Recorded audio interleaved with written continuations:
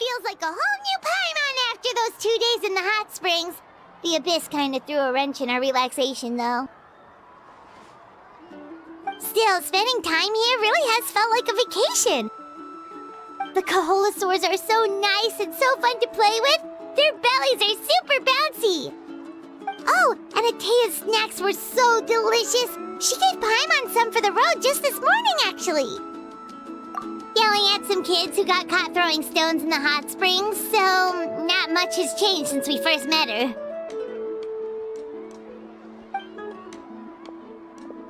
Hey, you guys. Sleep well last night? Yep, this area is so nice. Glad you like it. I was thinking of taking you guys out to do some sea fishing. Later tonight, we can eat whatever we catch. Fresh fish is absolutely delicious right off the grill. Hey, Mualani! Yeah? What do you need? The team sent out to fight in the Night Warden Wars has returned. And Kachina? Is she back as well? Kachina fell in battle. But don't worry, the team was victorious, so the Rite of Resurrection will be held in the stadium soon.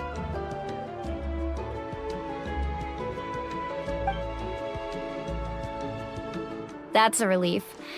The Abyss is cunning, and it was her first time. Mistakes are bound to happen. Exactly. She deserves to hold her head up high. All right, thanks for letting me know. We'll head out in a bit. Jeez, she sounded a little anxious there. Had me thinking it was bad news for a moment. Mualani, you said the Abyss was cunning just now, but it seems like the Abyss just wants to destroy everything. Like, think about all those monsters that attacked your tribe. If there really was some sort of cunning plan, wouldn't it make more sense to send them to attack Kachina and her small team? Not that Paimon wants them to be in any more danger, it's just... Relax, I get it. The Abyss is difficult to understand, that's for sure. At a glance, it certainly seems like the only goal is total destruction. The Abyss isn't a living entity after all, so what capacity for logic or planning could it possibly possess? But through our long history of fighting the Abyss, we've realized things aren't quite so simple. 500 years ago, the Abyss invaded Teyvat. You know about that, right? That's right. Conria suffered greatly during that time. But so did every other nation in Teyvat. And Natlan was the worst affected of all. It took the combined efforts of the then Pyro Archon and heroes from every tribe to finally repel the Abyss. Even so, the effects of the invasion lingered for hundreds of years, only able to be reversed little by little. Our tribe's waters were contaminated. The Children of Echo's territory was overrun by dangerous sludge surging from underground. Unrelenting black winds tore across the lands of the Flower Feather clan. It was like each disaster was designed for a specific tribe. Exactly.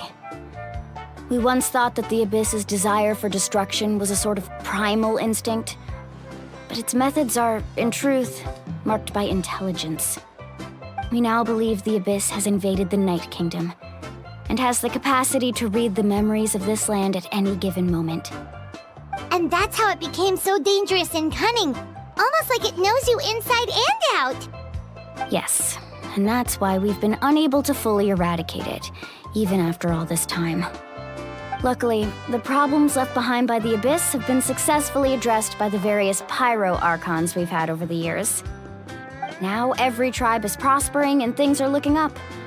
I mean, just look at what we managed to do a few days ago. We totally fought them off.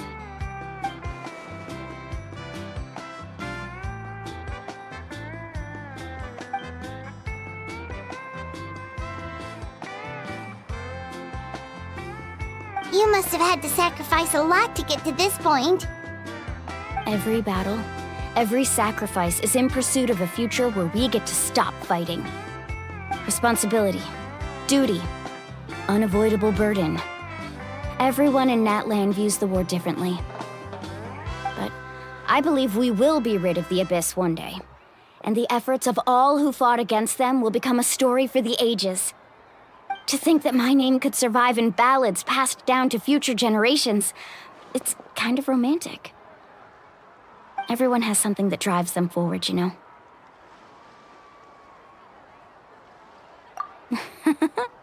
Be my guest. Heroes are always welcome in Natlan. Anyway, let's head to the stadium. Our fishing trip can wait until Kachina's back with us. The sea's not going anywhere.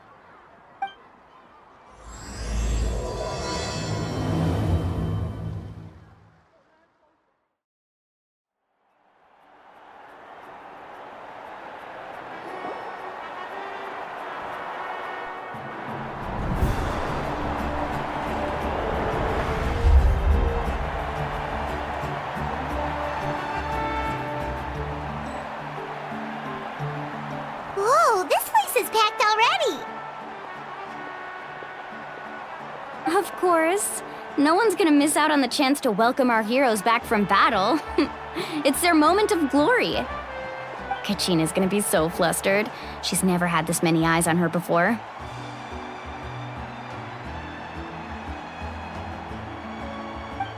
Yeah, she doesn't seem like the kind of person who likes being the center of attention. Looks like I'm just in time. Kenich, you're here! Yeah, a commission ran longer than expected, but I made it. I heard about the incident with your tribe, Mualani. Is everyone all right? Yeah, it's all taken care of. Our new friend here's got some tricks up her sleeve, by the way. She's just as strong as Kachina made her out to be. Hey, look! Is it about to start? That's right. Someone will come out and recite a eulogy, and then we'll sing the Ode of Resurrection together. Come on, let's find a spot with a good view. When the singing starts, just follow my lead and you'll be fine. Let's go somewhere higher up so Kachina can spot us.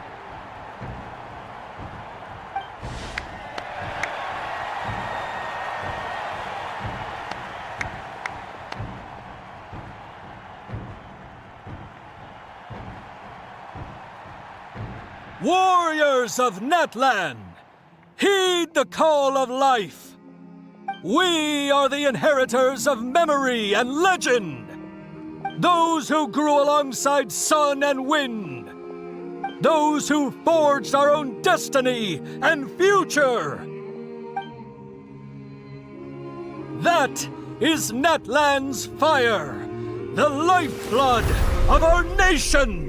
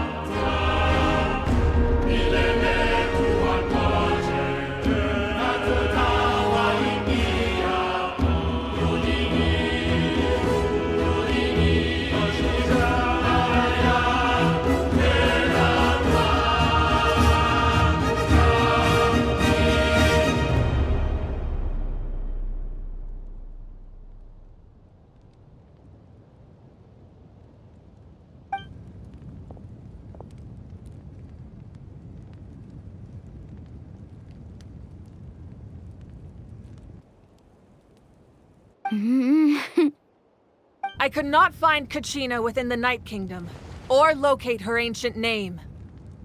What? What does that even mean? Usually once the ode is complete, the Pyro Archon and resurrected person will emerge from the flames. But something went wrong. What's going on? This has never happened before. Well, I think it's pretty obvious. Clearly, the team sent to fight the Abyss didn't win after all. Think about it. The Ode rekindles all victors. We've witnessed it countless times. Since the Archon couldn't find Kachina in the Night Kingdom, that must mean there's more to this victory than meets the eye. Hey! You just haven't gotten over the fact that Kachina beat you in the pilgrimage! Pathetic. The both of you. Your wild guesses are misplaced. We completed our mission. Maybe you did, but who's to say whether that little girl even contributed at all? Maybe she got scared and ran off. Why would the YUB recognize someone like her, even if she was on the winning team? How dare you insult a hero of Natlan like that? Kachina sacrificed herself to repel the Abyss. She doesn't deserve to be subjected to your vile rumors when she's not even here to defend herself. Calm down, Mualani. There's no point arguing with the likes of them. I can't just sit here and let them slander her like that.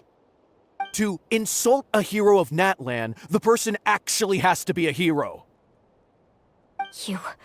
You... Think about it, everyone. Who do you think is really at fault here? A girl who never should have even gone to war? Or the great Pyro Archon? Why would the rules of our nation suddenly stop working? That's true. If she wasn't revived, it must mean she failed to achieve victory. Maybe the YUB interpret victory in different ways? I mean, that girl didn't look all that strong to me.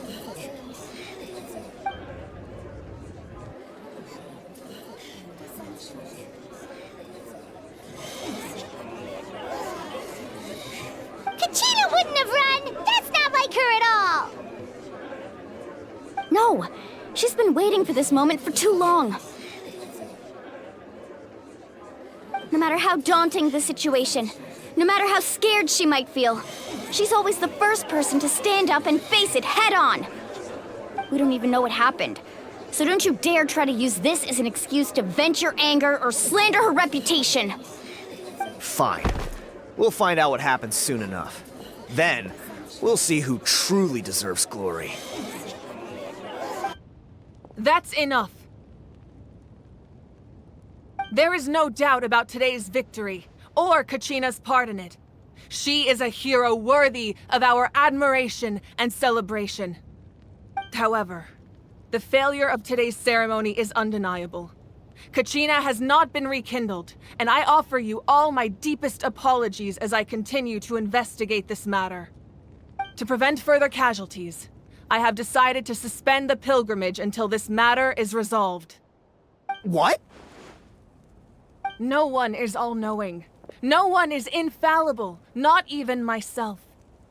But doubt is a means by which we seek the truth, not a weapon we wield against others. I didn't mean it that way, Archon. I just... If there are things you wish to clarify, then ask me directly. Doubt my answer if you wish, but now's your chance. You have concerns? State them. No, of course not. Even though I have said nothing to change your mind, then it would seem the truth never mattered to you at all. That guy doesn't even have the courage to answer the Pyro Archon's question. So much for all that glory talk earlier. I have a question, Archon. My friend Kachina. Do you have any idea where she is? It's extremely important to me. I know you said you were investigating the situation, but I'm sorry, that's not enough. I've already shared everything I know. If you want to learn the truth and rescue your friend sooner, you should join the investigation. So, what do you say? Of course I'll join. In that case, come see me in the speaker's chamber. We should join them. Oh, and if it's not too much trouble, could you drop by as well, Traveler? I'd like to have a chat. Rest assured, everyone, I'll keep the tribal chiefs informed on the progress of the investigation. Once again, I apologize for the outcome of this ceremony. If there are no further questions, let's part for now. Did she just ask us to come along? I believe she did. Let's go. I'd like to know what's going on myself.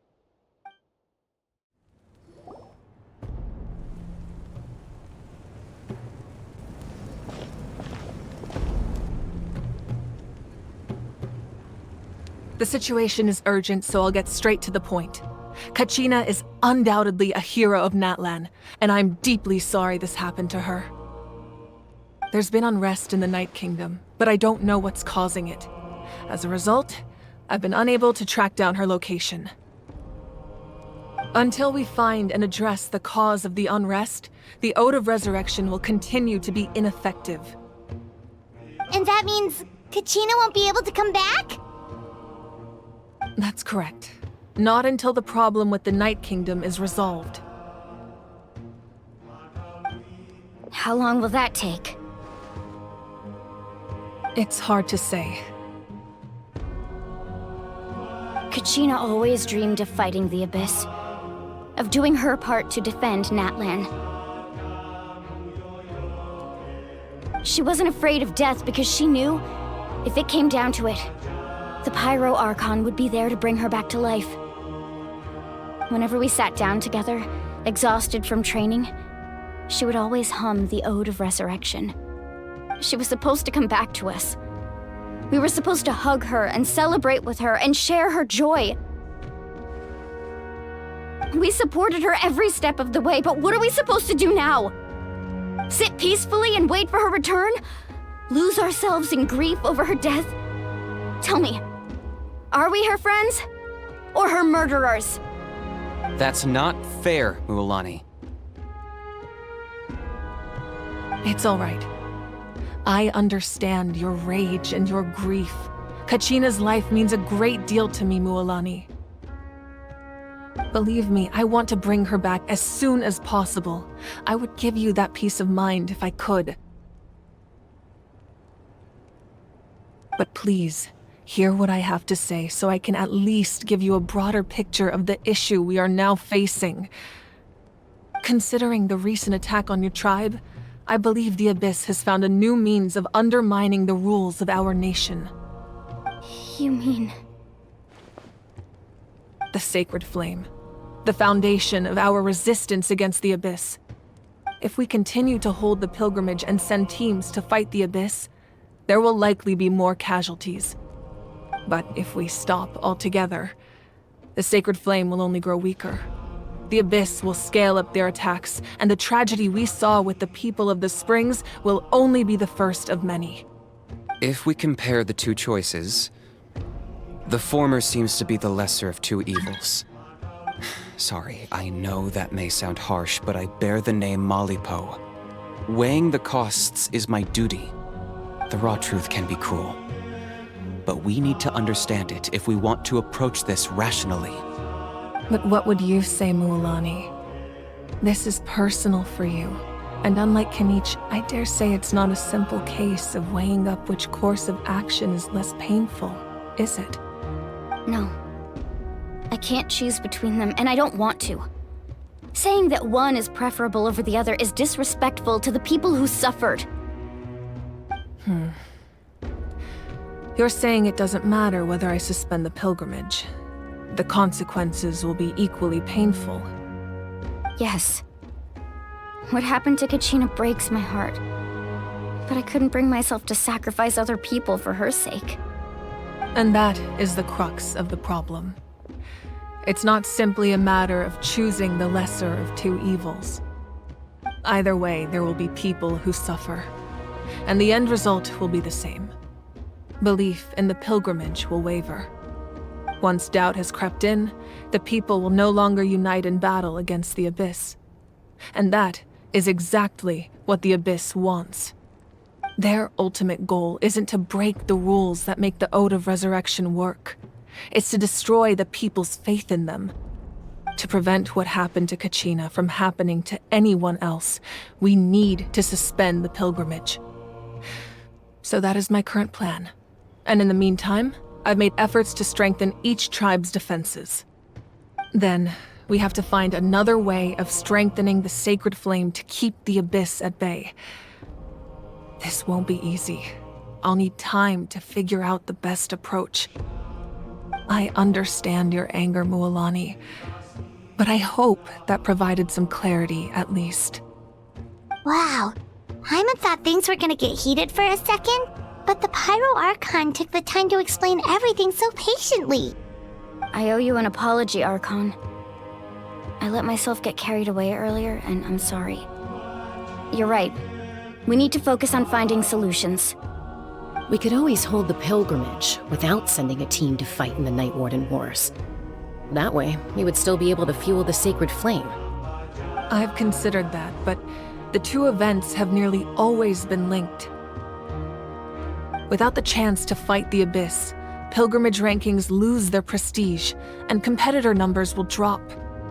With fewer participants, the amount of contending fire produced will decrease, and the vicious cycle will continue indefinitely. So, essentially, the Abyss is taking Kachina hostage.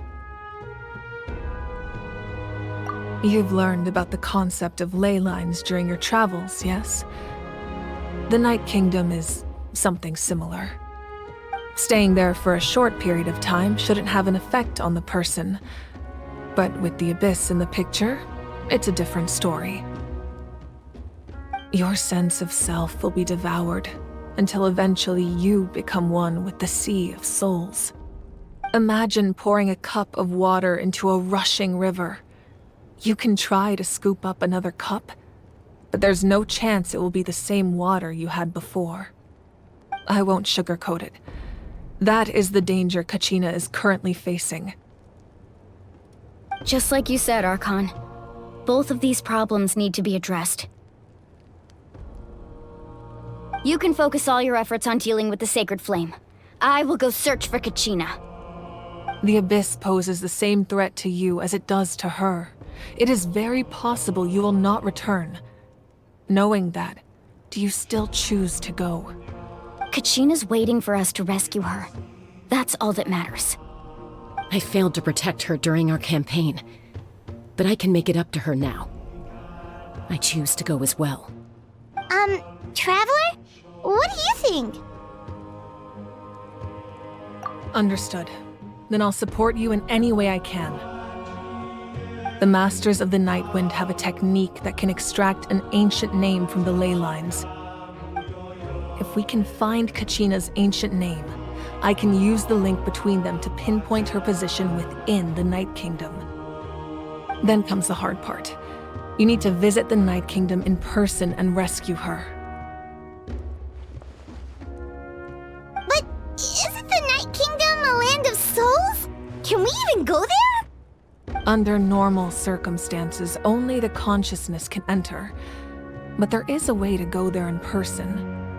However, know that the Night Kingdom will attempt to repel you, and the Abyss certainly won't leave you be. That's fine by me. Same here. Fighting the Abyss is nothing new for me. So, Hyman's the only one who's scared? Well, if she's going, Hyman's going too. Citlali of the Masters of the Nightwind once created an artifact that can be used to communicate with the Wyab. We call it the Spirit Speaker Stone. It was originally used as a ceremonial artifact wielded by the tribal chiefs, but that spiritual quality also means it can be used to search for an ancient name. That was the artifact I delivered to the Scions of the Canopy a few days ago. Didn't think I'd be hearing about it again so soon. Thank you so much for your help, everyone. Your thanks are unnecessary. I will offer you whatever aid I can, but your fellowship and courage are what will truly decide the success of this operation. Besides, you're the ones helping me. I can only focus on one thing at a time, after all. Traveler, I certainly didn't expect our first conversation to be so serious. I've heard all about your accomplishments. Ever since you arrived, I've been hoping to meet you and offer you Natlan's highest level of hospitality. Why? Why? Is that not what happened in the other nations you visited? Yeah, things were pretty pretty complicated at the start. And, in the middle. But our reputation's solid nowadays. That's more like it. After all, I've heard you're someone who transcends fate. Perhaps even more than you can imagine. But we can talk about that some other time. Ideally, this would be the perfect night for a drink and some musical ambiance. But there are important things to be done. Oh, I almost forgot. Atea was wounded in the fight against the Abyss. She wanted us to give this to you.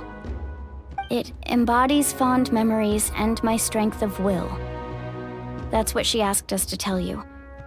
She said you'd know what that means. I didn't think this day would come so soon. The flames of her life force. I can feel them flowing within the talisman. If things were different, the two of us could have enjoyed the hot springs together while she gave this to me in person. We're supposed to be hot spring buddies after all. But don't worry. This talisman means a great deal to me. I'll take good care of it, and once this is all over, I'll pay Atea a visit.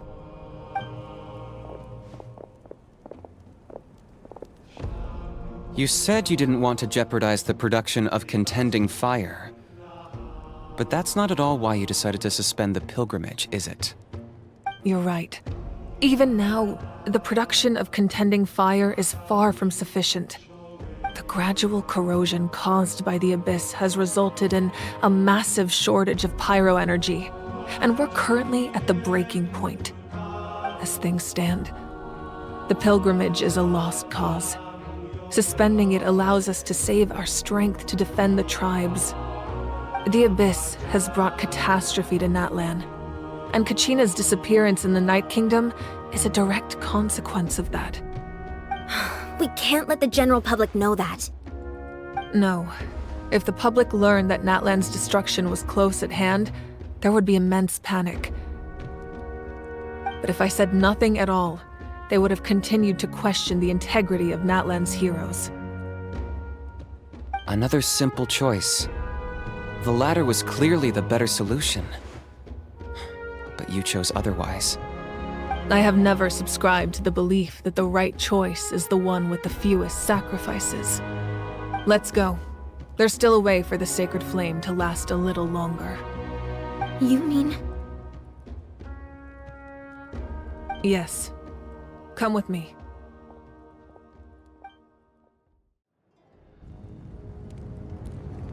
The sacred flame must never go out.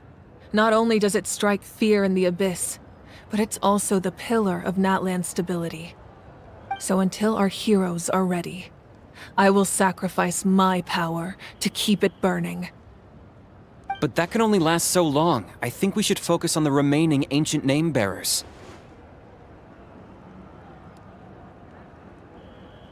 Don't let desperation cloud your judgment. Those chosen by the Wayab have already embarked on their destined path. It is for them to decide how that journey ends, not us. All we can do is support them. Even so, for you to make this sacrifice, it's not right. If not me, then who? No other is capable of sustaining the sacred flame. I possess great strength, but I'm not above my people. This is part of my duty.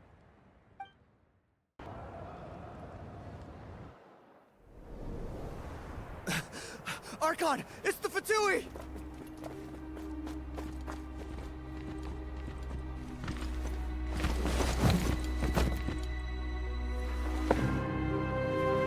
The Archon of Natlan.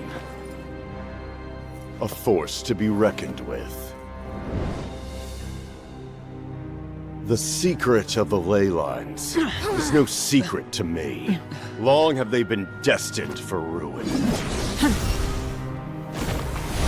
And since the oath made 5 centuries ago remains unfulfilled, what use is the Gnosis in your hands?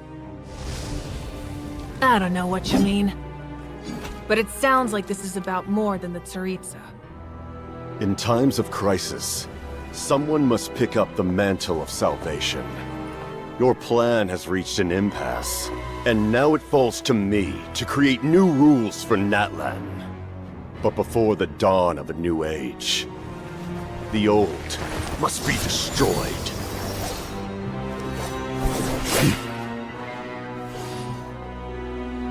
I assume that's the end of your speech? Good. People like us? Let our blades do the talking!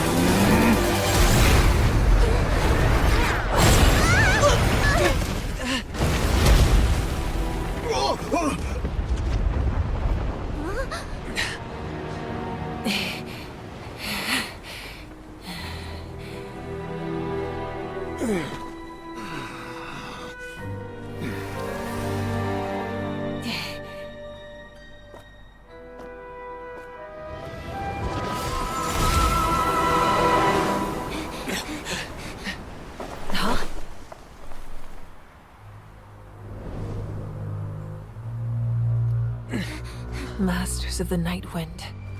Send word. The captain and his followers must be apprehended.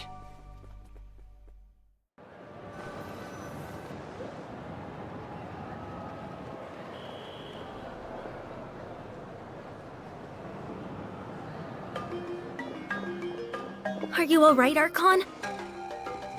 He was a formidable opponent. Exactly what I would expect from the first of the Fatui Harbingers. I never imagined someone could match you in combat. If the Tsaritsa sent him here, why would he bring up what happened 5 centuries ago? Yeah. And how much does he know about Natlan?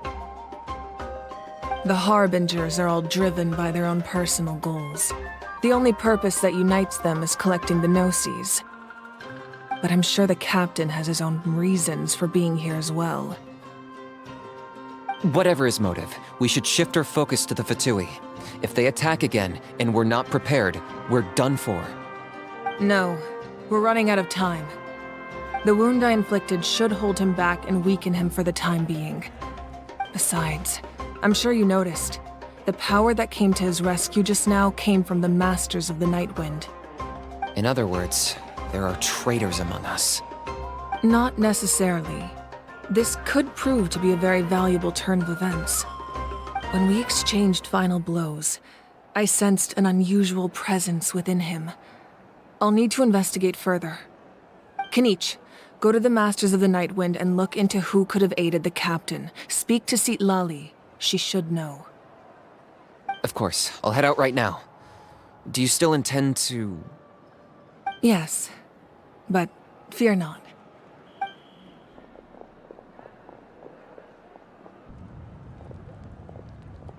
Natlan's strength has never rested solely in its Archon.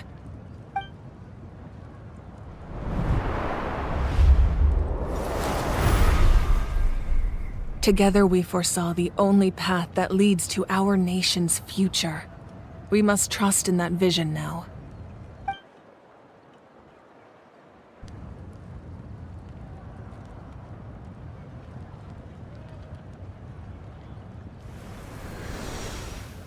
Is everything okay, Archon?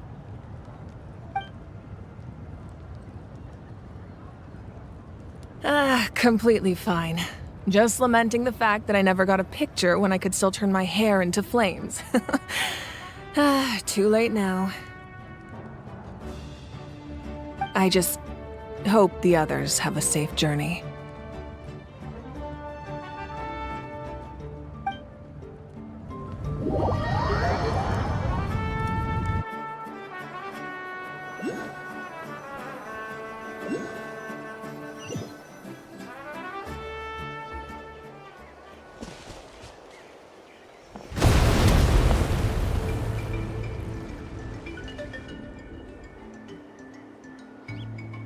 What's happening at the stadium? Did something explode? It feels like the Archon unleashed her power. She must be fighting a formidable opponent. Should we go back and check what's going on? Have faith in the Archon. She wouldn't lose in a one-on-one confrontation. Once we find Kachina's ancient name, we'll head right back. Okay, let's just keep climbing. Paimon really hopes nothing goes wrong.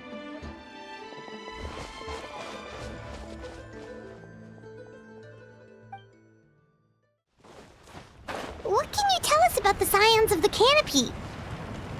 The tribespeople are very adventurous. Oh, kinda like us then. I'm not so sure. You don't strike me as the type to enjoy danger. The scions of the canopy are a bunch of thrill seekers. They love extreme sports like rock climbing, rappelling, volcano parkour, or even bungee jumping without a rope while a Yunkasaur stands at the edge and uses its tongue to catch them. Sound like something you'd be interested in? Okay, that does sound different from our usual adventures. Paimon's not doing any of that. She can just cheer you on from the sidelines.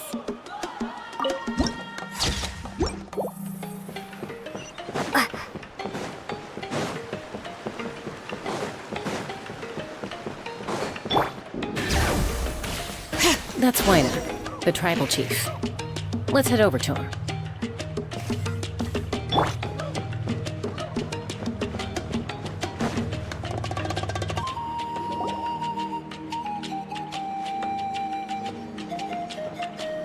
Chaska.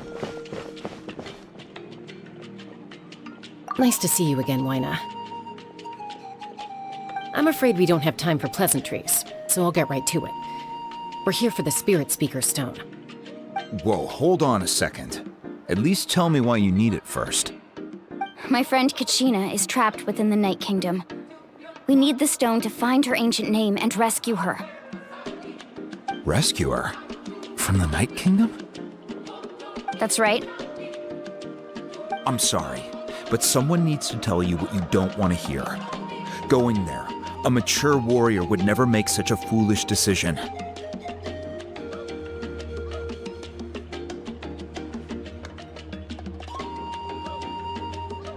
The nature of battle is unpredictable. You never know how it's going to end. Losing a friend is tragic, but when that happens, the best thing you can do is focus on how to prevent further casualties. I appreciate what you're trying to say, Chief Wyna. But if the price of maturity is abandoning a friend in need, I'll choose foolishness any day. If Kachina's still holding on, then so will I. I thought you might say that. Is something wrong, Wyna? This doesn't seem like you. Life isn't complete without taking risks. That's always been your mantra. It's nothing. The Night Kingdom is a dangerous place. Can't blame me for checking if you were up to the task. If you're that determined, far be it from me to stop you. here's the stone. Keep it safe, okay? It's not like we have a spare. Thank you. Seems like you two go way back. But aren't you from the Flower Feather Clan, Chaska? Oh, Chaska's a peacemaker, so she's famous throughout the tribes. She's always the one people call to resolve conflicts, so we slowly got to know each other that way. Her younger sister Quichi's always hanging around our tribe, too. She's helped us out a lot in the past. Oh, you have a younger sister? Yes, I'll introduce you to her sometime. But let's get back to business. Waina, how do we use the stone? As you probably know, your intended destination is completely different from the real world. The Night Kingdom is like a river flowing with concepts, and the ancient name you seek is like a tiny fish swimming downstream. In that sense, the stone is like a fishing boat drifting down the river, but the boat alone isn't enough.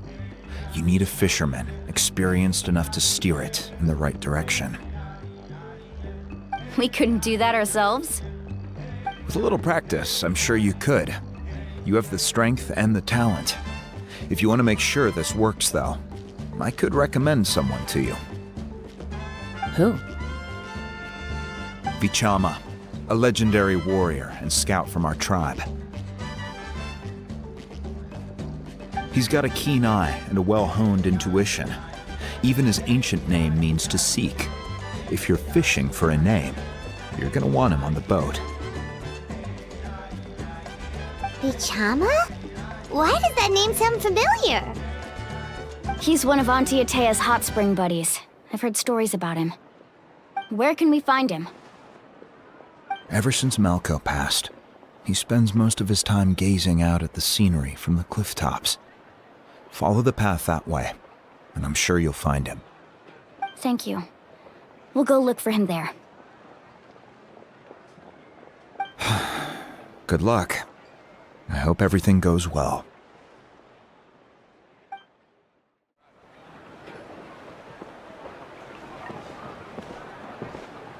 Someone admiring the scenery from the cliff tops. Ah! That must be him! Hello there, are you Vichama? That's me. Did you need something?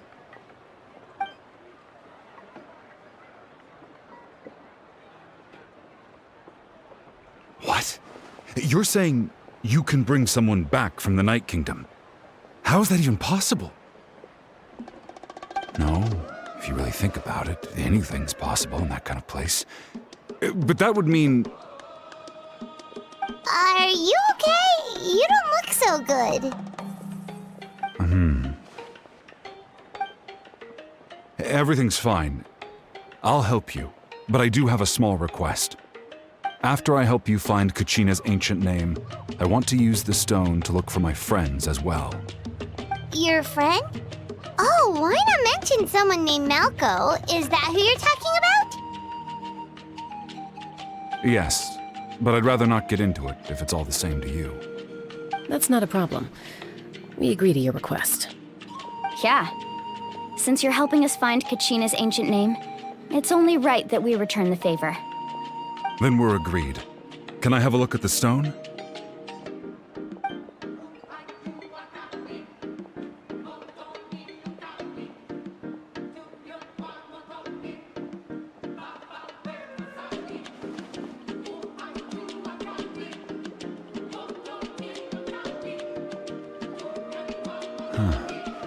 I see.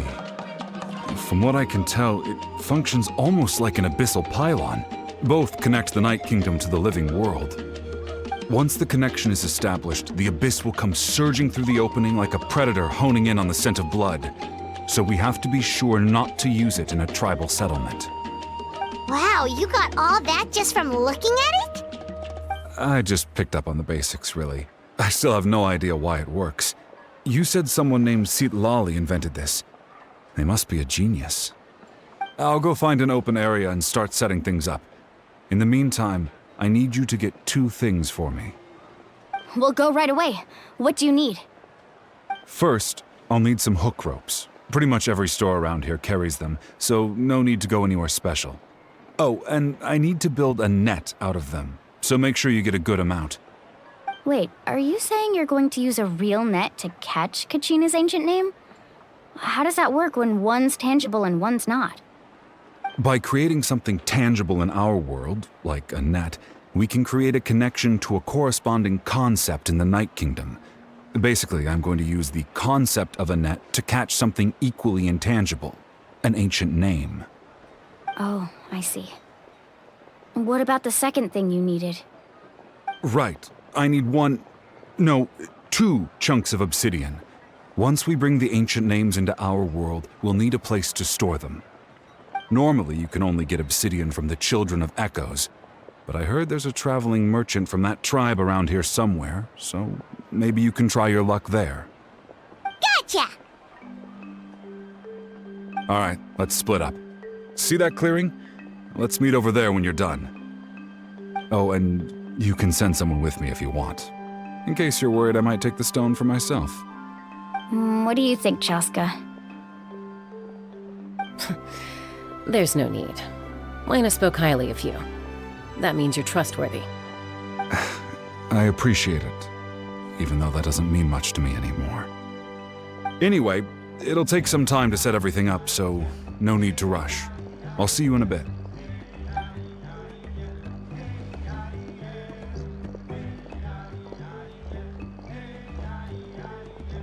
What an odd guy. He seems so defeated, but also really invested in the stone at the same time. I don't have any more insight than you, Paimon. Let's just focus on the preparations for now. Hang on, Kachina. We're coming for you. Hello.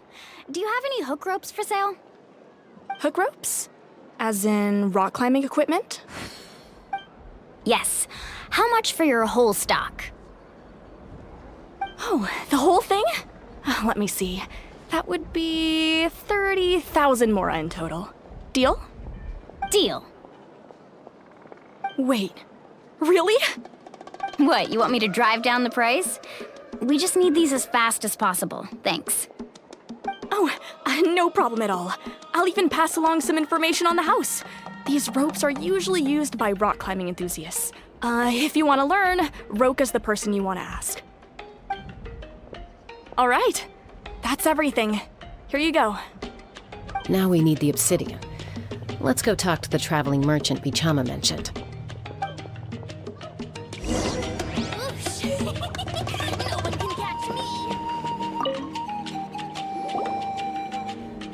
Excuse me, do you sell obsidian? Why, yes. I've got a chunk for sale right over there. Perfect. Is that the only one, though? We actually need two. That might be tough. Tell you what, I'll take a look through these boxes over here and we'll see what we can find. Thank you so much. We'll wait here.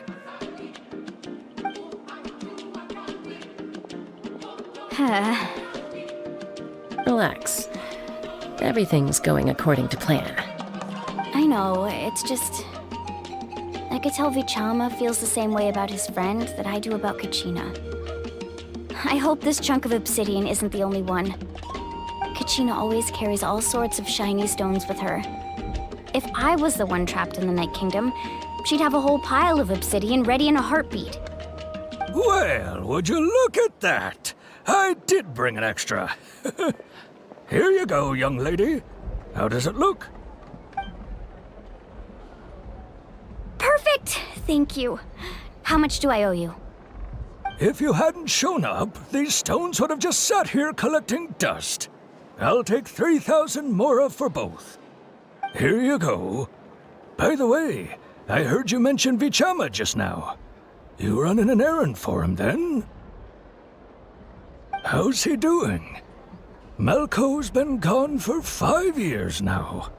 It's about time he started to move forward. Do you know what happened between them? I heard about it in passing while I was out drinking one night, but I don't know all the details. Vichama and Malco grew up together, and even made a name for themselves together. Malco was an amazing fighter, capable of knocking out multiple opponents in a single hit, while Vichama excelled at scouting and analyzing the battlefield. The two made an excellent team, and managed to beat back the Abyss several times. 5 years ago, they both emerged triumphant in the pilgrimage, and were placed on the same team to fight the Abyss.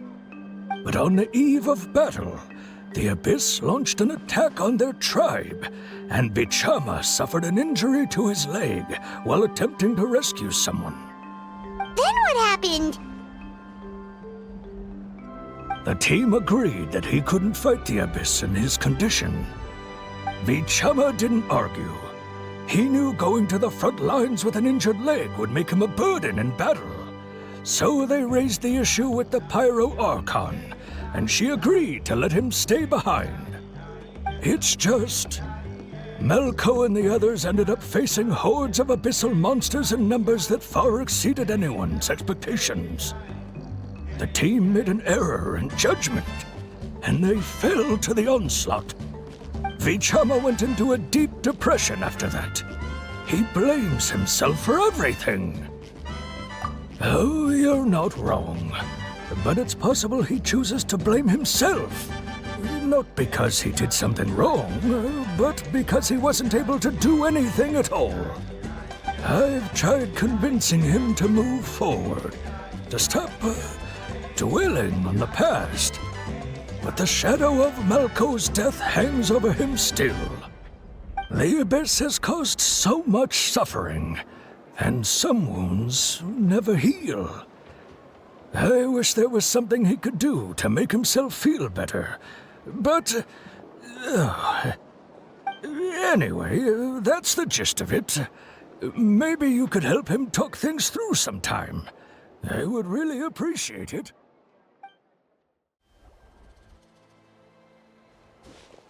Did you get everything? Yep, it's all here. When do we start?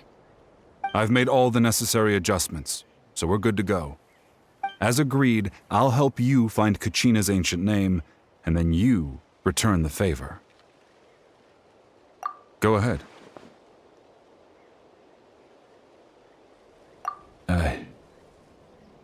Yes.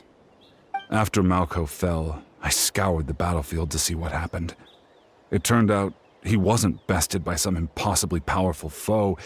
He was dragged to his grave by the sheer number of enemies. If I had been there, I would have been able to sense the danger. I could have warned them not to advance. I've always blamed myself for what happened.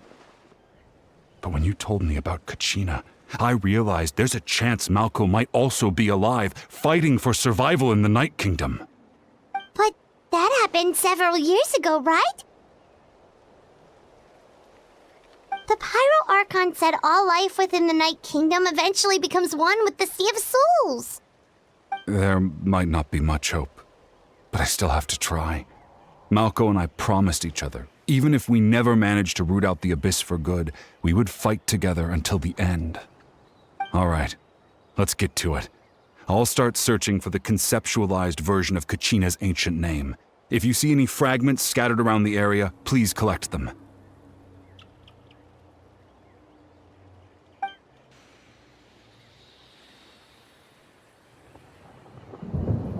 Make sure you prepare yourselves for battle. As I said, the stone will link the mortal realm to the Night Kingdom. The Abyss will likely emerge in response. Look at that golden thing! It must be one of those fragments Vichama mentioned. Let's get closer!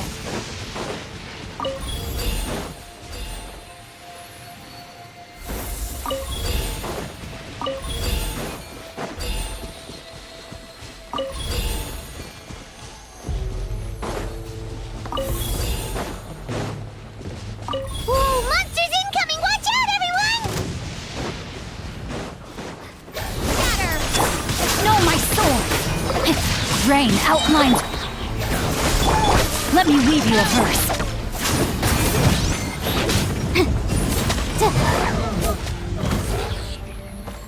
much longer, Vichama? Not long! We're getting close!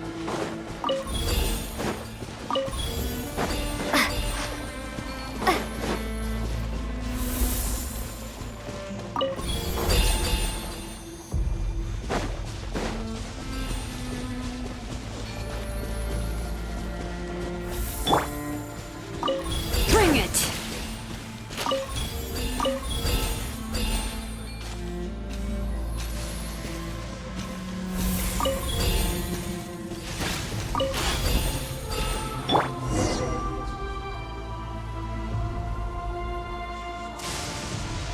Vichama!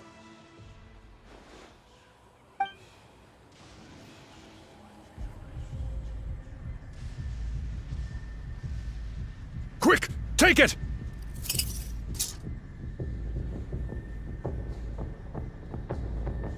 I found Kachina's ancient name.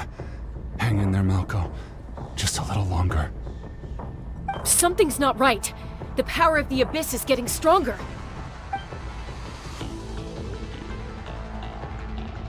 The Abyss is corroding his body! Vichama, you can't keep going, you'll die! I should have died 5 years ago. I just need a little more time. Please, I'm almost there. Thank you.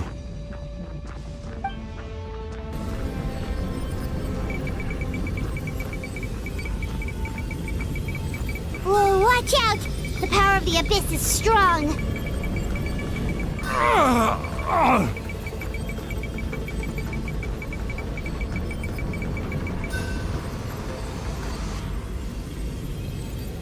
This power. Hanging in there? Malco. No! Why can't I find him? Why? We can't wait any longer. Pull him away from the stone, Mualani. I already tried, but the power of the Abyss has him in a chokehold. It's like he's tied to the stone with an invisible rope. In that case, we have no choice. I'm sorry, Sea Lolly. Get back! Chaska, wait!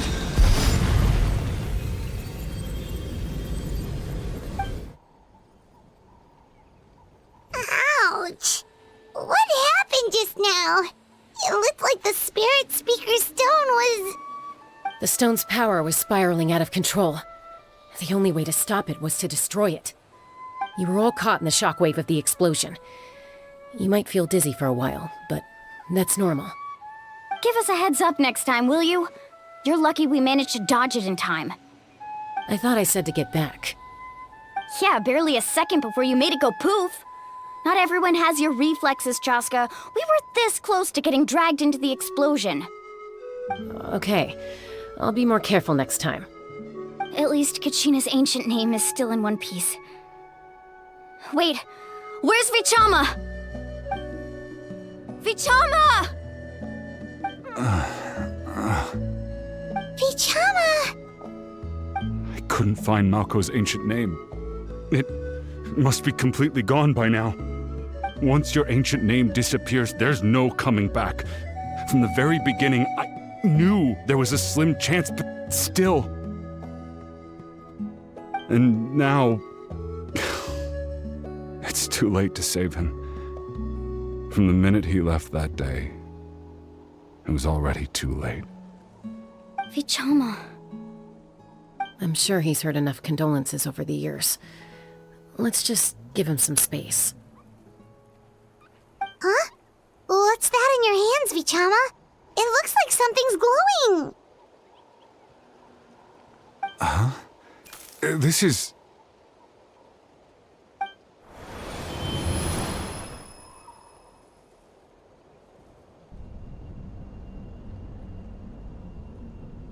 Hey, Malco.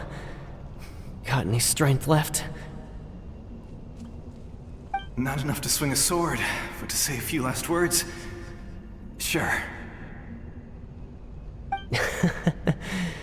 Too bad. No one will get to hear them. I never thought I'd actually die on this mission. Not that I'm afraid to die. It's just... hard. Thinking about my mom's face when she hears the news. Guess I have something to be thankful for then. My parents died a long time ago. They won't have to mourn me.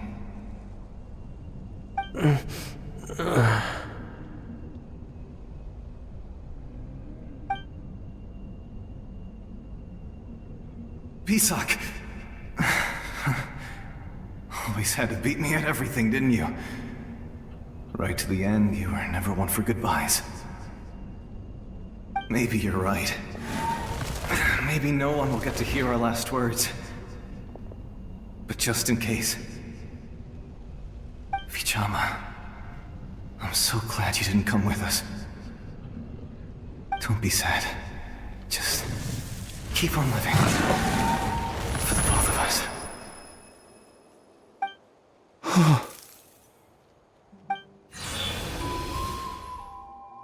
Was that a memory?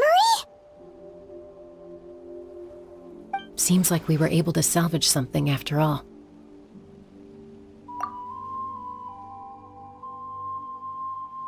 Of course. Seeing him, hearing his voice again, it makes me unbelievably happy. But it also brings with it an even deeper pain. A deeper pain? Why? Malco was always the type to put on a brave face. But in that memory just now, his hands were shaking, and his smile was forced. For all these years, I regretted not being able to fight alongside him to the end. And now I know, at the end of his life, he was thinking the same thing. Vichama. I'm fine. Actually, I heard Chief Wyna wasn't really on board with your plan to go to the Night Kingdom. When you asked for my help, I hesitated too. I knew helping you find your friend's ancient name meant leading you one step closer to danger. But I also understood why you had to try. Everyone has regrets in life, but not everyone gets the chance to make up for them. Once allowed to fester, guilt strips us of our most valuable qualities as warriors. In that sense, we might as well choose the braver path from the very beginning. If I could do it all over again, I would have followed Malco to the front lines no matter what. Even with an injured leg, there were still things I could have done. That way, even if the outcome stayed the same, I still would have fought alongside him to the end. There are critical junctures in life, and if you don't seize the chance to act, there's no going back. That's something I had to learn in hindsight, but you're still at the crossroads of your journey, so I hope you can walk away without regrets. Thank you, Vichama. I feel even more determined now. Kachina will come back to us. I'll make sure of it. I promised I would find her, and I intend to keep that promise. That's good to hear. Strange. My body, it's... Once abyssal corrosion enters the body, a portion will fuse itself to your internal organs. Even though the Traveler possesses powers of purification, the corrosion can never be fully eradicated. Thanks to her, though, you are only briefly exposed. Slowing your breathing and controlling your emotions should help you keep the symptoms in check.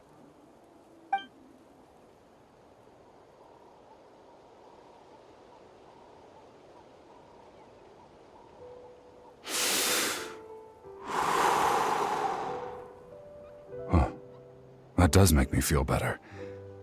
You seem very knowledgeable about all this. Just speaking from experience, that's all.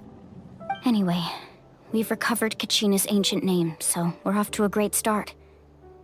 Let's get Vichama back to his tribe and tell Wyna the good news. Oh, and apologize for destroying the Spirit Speaker Stone. We had no choice, though, so he'll probably understand. Right?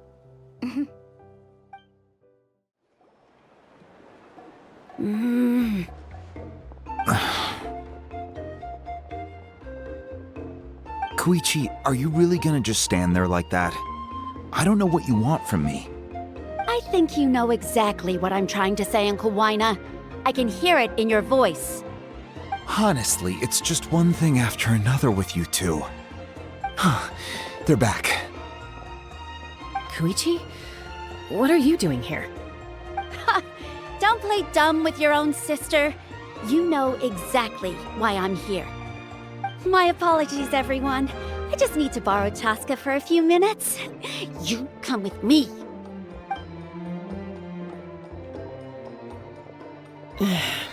I'll be just a moment. Who is that? Koichi, Chaska's younger sister. Although the two aren't actually related by blood, it's kind of a long story. It's not really my story to tell, but I guess it's not a secret. You see, Chaska was actually raised by cuckoo sores. She was afflicted with a rare disease when she was a child, and abandoned in the wild as a result. The Abyss found her out there, all on her own, and tried to devour her. But in the end, all that did was trigger her will to live. That strength of will pushed her to survive. But it also planted a seed of conflict within her. Eventually, she was adopted by the cuckoo sores. Wherever they went, she followed, getting into fights right and left. For some reason, Paimon can totally imagine that. Well, when Chaska finally returned to human society, it was Koichi's parents who adopted her. At the time, Chaska still had a habit of getting into fights, so Koichi was always taking her around, apologizing to everyone. Ah, I remember those days. One of those fights was definitely with me. But, you know, kids. You're fighting one minute and your friend's the next. Eventually, she found a way to rein in that desire to fight. And now she's who people call to resolve conflicts. She's known as the Peacemaker.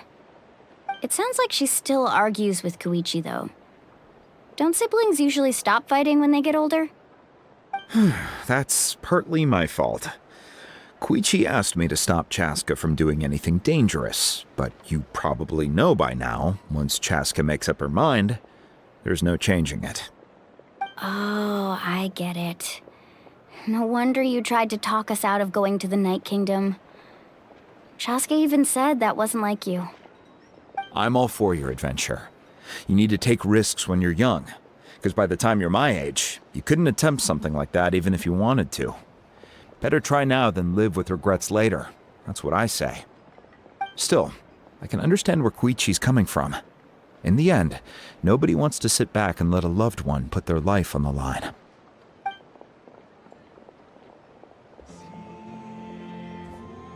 All right, it's just the two of us now. You have 1 minute to explain yourself. I don't have anything to say. You don't have to approve, but you should know I only do what's necessary.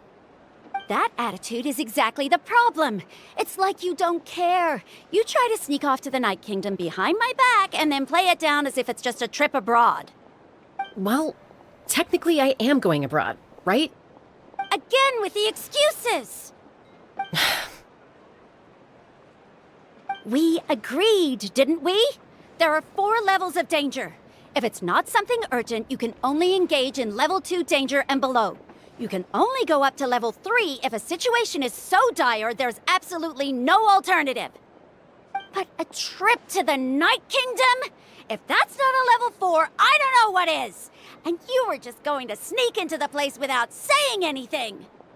What do you mean, sneak into the place? I always planned on walking in there with my head held high. You bought off Uncle Wina, didn't you? He promised me he'd stop you from doing anything dangerous. Oh, it's like he didn't even try. You feel like he went back on his word. What if I told you my mind was made up, and there was nothing he could have done? Not even by force. Oh, I knew it! So he did try to say something, but you didn't listen. This is important. If you were in my shoes, you'd make the same decision. You don't know that? I'm a doctor, and I handle logistics. If you're going to waltz into a dangerous situation where you could lose control at any moment, it's my duty to say something. All right, whatever. Anything else? What do you mean, anything else? Why don't you reflect on what you've done and promise me you'll stay put? Time out. Is this one of our normal arguments or a serious one? Chaska, does it sound like I'm joking? Then, you need to know something. What happened to Kachina was partially my fault. I can't leave her there to die.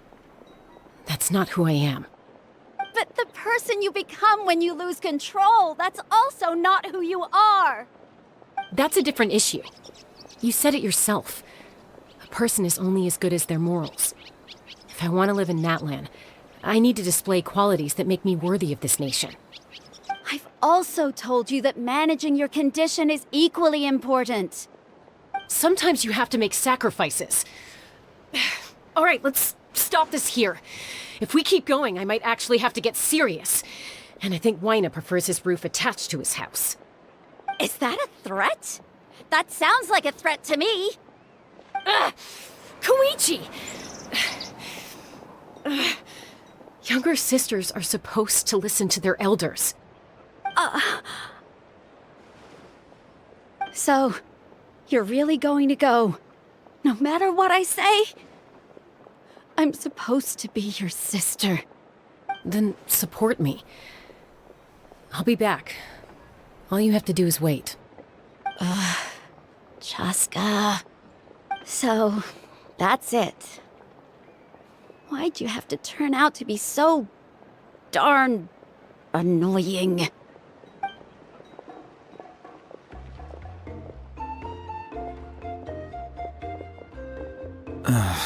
You two are something else. Something you wanted to say? I know you aren't related by blood, but you two sure are similar. Really? You know, I said that very thing to Koichi not too long ago, and she reacted the exact same way, down to the very tone of voice. It's not my place to get involved, but I will say this. Try to spend a little more time with your sister. You're tough kids. That doesn't mean you have to go it alone. Thank you. Anytime. All right. If you're done with the Spirit Speaker Stone, you might as well hand it over. According to Kinich, it's an important ceremonial artifact, so it'd be safer to keep it with me. About that. If only Tone Deaf Bard was here, he could have repaired it just like the Holy Liar. The Spirit Speaker Stone might be 2 stones now. Huh?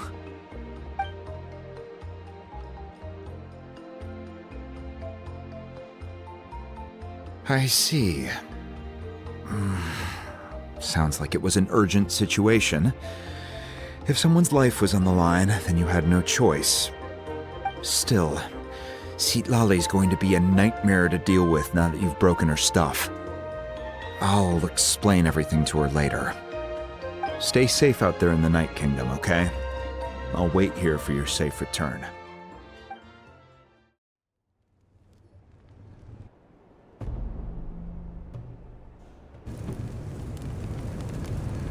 We're back! We found Kachina's ancient name, too!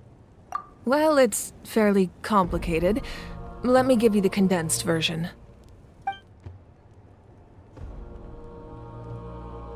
The Fatui again? We can't go anywhere without them causing trouble. But what if the Fatui finds out you've lost your power? Won't they try to take advantage of the situation? That's why it has to be our little secret. No one else can know, or we're asking for trouble.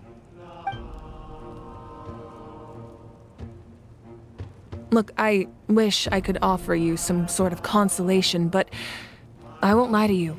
With multiple factions closing in, there's nothing comforting about the situation we're facing.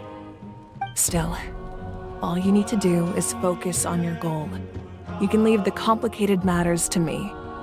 I can also step in on the Pyro Archon's behalf. There's a limit to what I can accomplish, but I'll help you however I can. There's no need to be so modest, Yan-san. Your incredible strength has long been a well-known fact. You're the pride of your tribe. Archon, I'm sorry about before. You have so much on your plate, so much that you have to worry about. But all I could do was focus on my own feelings. You have nothing to be sorry about. We all get overwhelmed by our emotions, myself included. Your reaction to Kachina's disappearance, I understand that feeling very well. Well, now that we have Kachina's ancient name, let's go track her down. Follow me.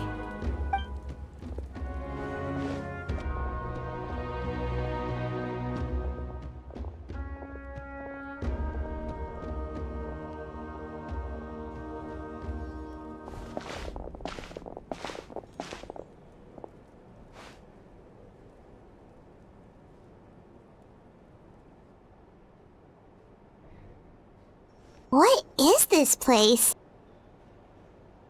Hey, isn't that Atea's talisman? Good eye. This is where I store all the various mementos I've collected.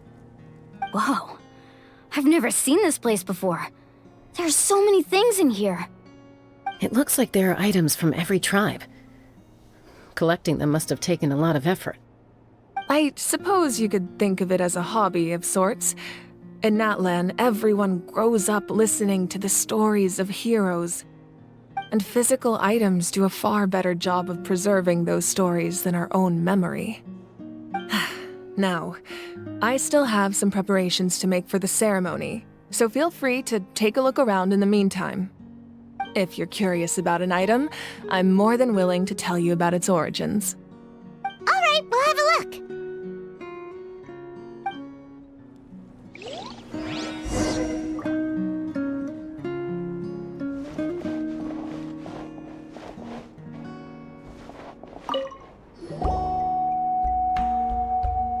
There are so many jars and potions around here. Do they have anything to do with alchemy?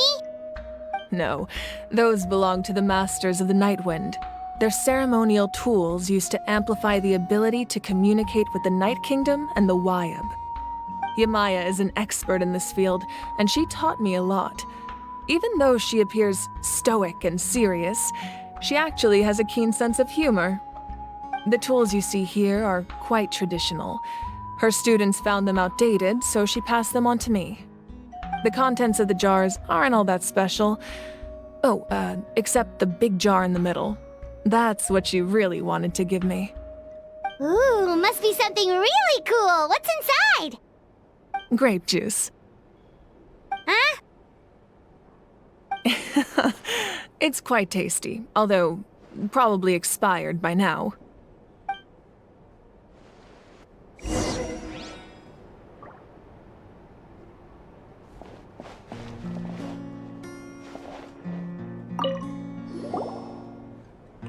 Whoa, that belt is bigger than Paimon's head! The Collective of Plenty are known for their bodybuilding competitions and contests of strength. This belt is a symbol of great honor within the tribe. The association with strength might also have been the reason the original belt was extremely heavy. It was difficult for even 2 people to lift. And even if a warrior had the strength to put it on, wearing it for any length of time would still leave them gasping for breath. Sounds like it. So the owner of the original belt, Kitera, commissioned a craftsman to make a copy identical in appearance but far lighter in weight. That is the belt you see before you. He would often wear this version when training in order to protect his waist.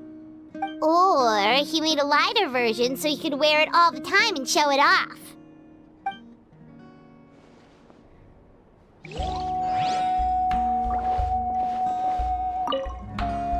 Make sure to handle everything with care.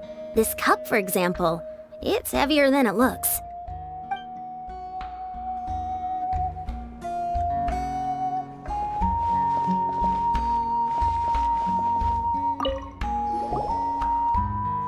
This is Atea's talisman. I'm sure you're familiar with this one already. Atea was rarely ever without it. The talisman brought her a lot of luck in battle.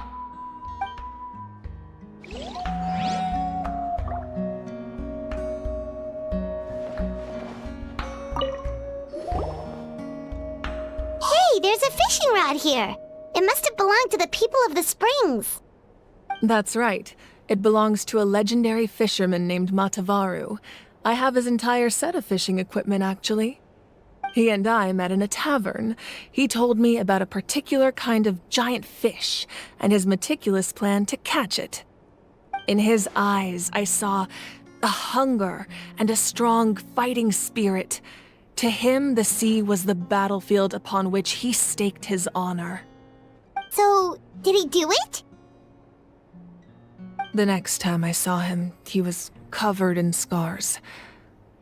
It turned out the fish he sought had been corroded by the abyss. He managed to kill the fish, but sustained a serious injury in the process, which meant he could never go deep-sea fishing again. Can a fisherman claim victory if he fails to bring back his catch? That's what he asked me in the end. Well, Paimon thinks he won. That was my answer as well. The experience was far more valuable than the prize itself. In the end, he didn't want his tools to go to waste, so he gave them to me. Wait, that means you also know how to fish. Maybe we can go head-to-head sometime.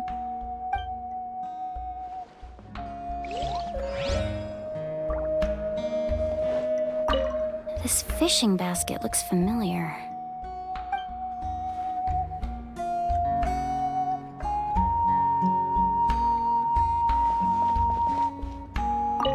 This flower looks like it's thriving. You must be good at taking care of plants, Arconte.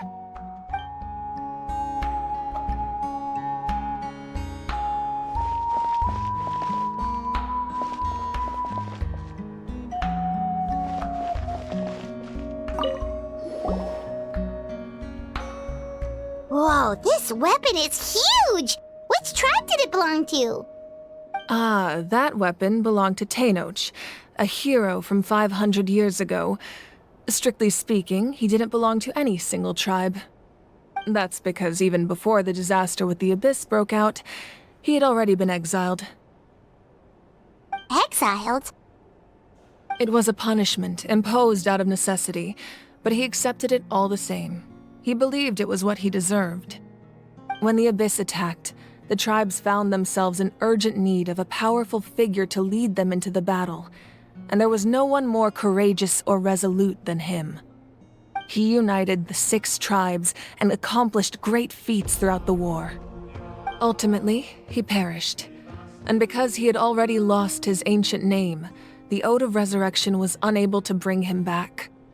And so, he was laid to rest, alongside the countless warriors and civilians who lost their lives, buried in the soil of his native land. Wow, he sounds like a true hero. Indeed, even now his story is told throughout the land.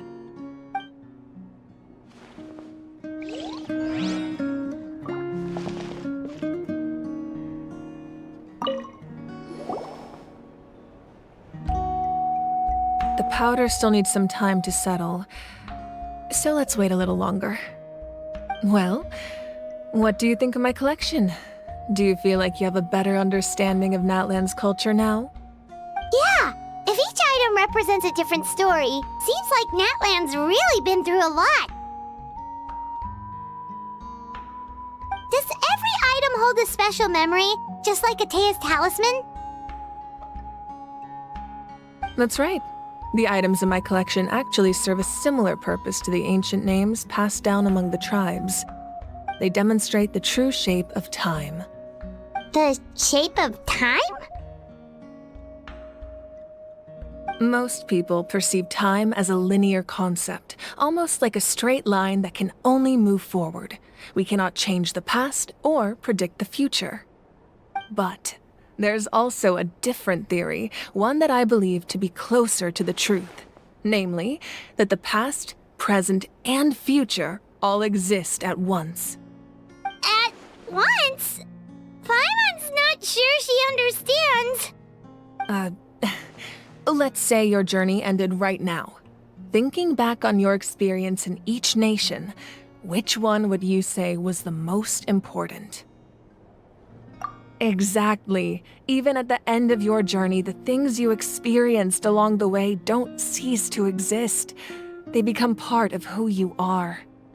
Take out a portion of that journey, and you would likely make very different decisions, and eventually arrive at a very different destination. The future is the same way. It exists even though it has yet to come to pass. We just lack the means to perceive it.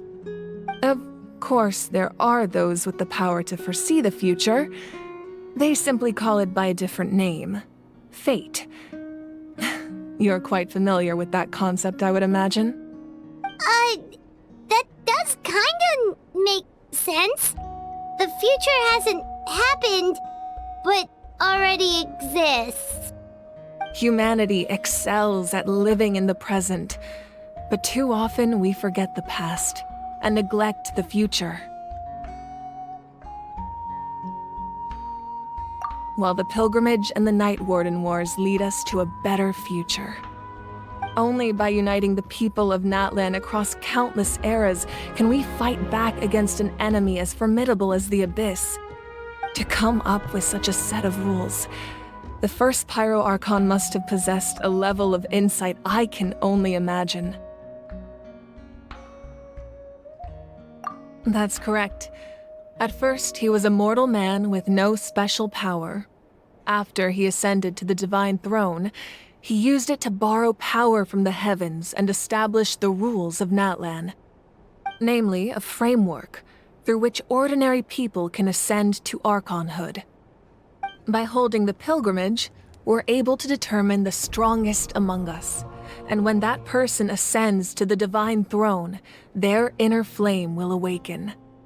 In addition, the sacred flame will grant them significant knowledge and memory of this land. After all, that's how I came to know everything I just told you. So, it all comes down to the power of the divine throne and the rules. Wait, is that a family portrait? Yes. That's my mother, father, younger sister, and the little saurians we raised. I turned a piece of my dad's leather armor into a canvas and commissioned a famous artist to paint our likeness. Your sister is so cute! It looks like the two of you are really close. Paimon was having a hard time thinking of an Archon as an ordinary person, but seeing this portrait, it kind of makes sense now. It really doesn't look like there was anything special about you before. Oh, wait, is Paimon allowed to say that? A little late for that question, don't you think? Sorry! Paimon's so sorry! Paimon's mouth works faster than her brain sometimes! It's alright. I'd never get upset over something like that. No matter what others may say, my past is a precious part of my identity. I'm forever proud of the life I used to lead. Becoming the Archon doesn't mean you sever ties with your family. The position just comes with a lot of responsibilities, so it impacts how often you get to see them. My father made the most delicious stew, so my sister would often bring me a large pot of his cooking, and we would sit on a blanket and eat it together. One time, we didn't close the door securely, and the saurians we were raising ran into the room and knocked over the entire pot.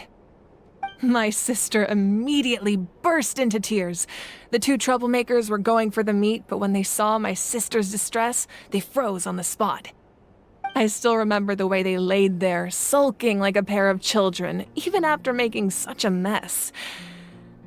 It was frustrating, but in the end, all I could do was comfort my sister and move on. Wow. Isn't that what being a family is all about? I think about that story a lot, actually.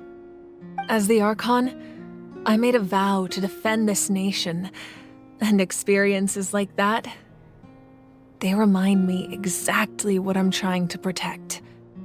Well, what happened after that? This portrait looks pretty old. Your sister must be all grown up by now, right? I believe she ended up working as an architect and artist. She built many houses and crafted many beautiful works of art. Anyway, that's enough about me. Now that the powder is settled, we can begin. Ian-san, Mulani, Chaska, over here, please. Place the ancient name up there, and then we'll begin.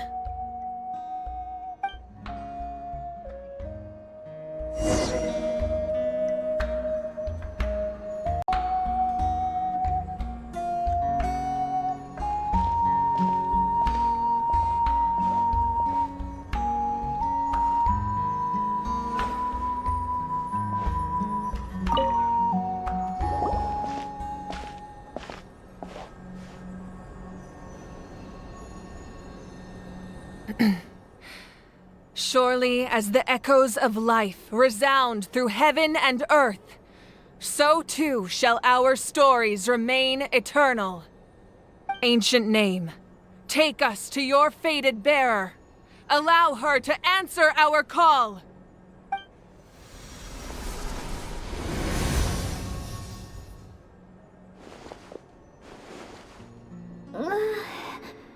Am I hallucinating again? Kachina! Are you okay? Huh? I'm not seeing things, am I? Is the Abyss playing tricks on me again? It's okay, Kachina. It's just us. We're trying to find a way to bring you back.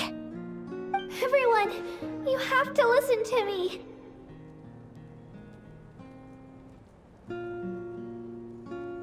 I've been investigating the Night Kingdom this entire time, and I figured out what's wrong. The Wyab is being affected by the Abyss. I was waiting for the Wyab to send me back, but then this really strong monster came in and it almost killed me.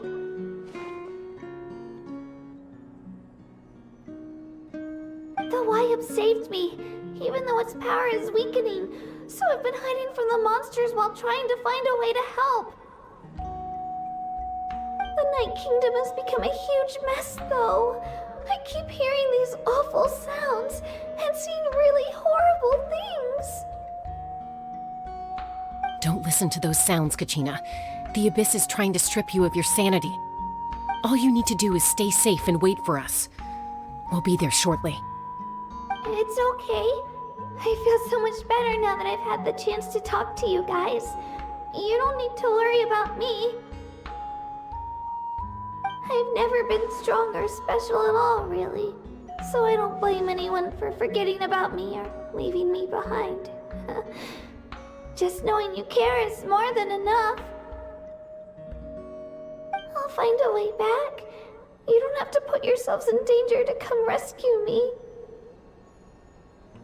You're always like this, Kachina. Now's not the time to act tough. We're coming for you, and that's final. I don't know what lies the Abyss has been feeding you, but I'll tell you something right now. Nobody here sees you as a burden. You're a victor of the Night Warden Wars, a hero of Natlan. All you need to do is wait for us to rescue you, and you'll get all the applause and recognition you deserve.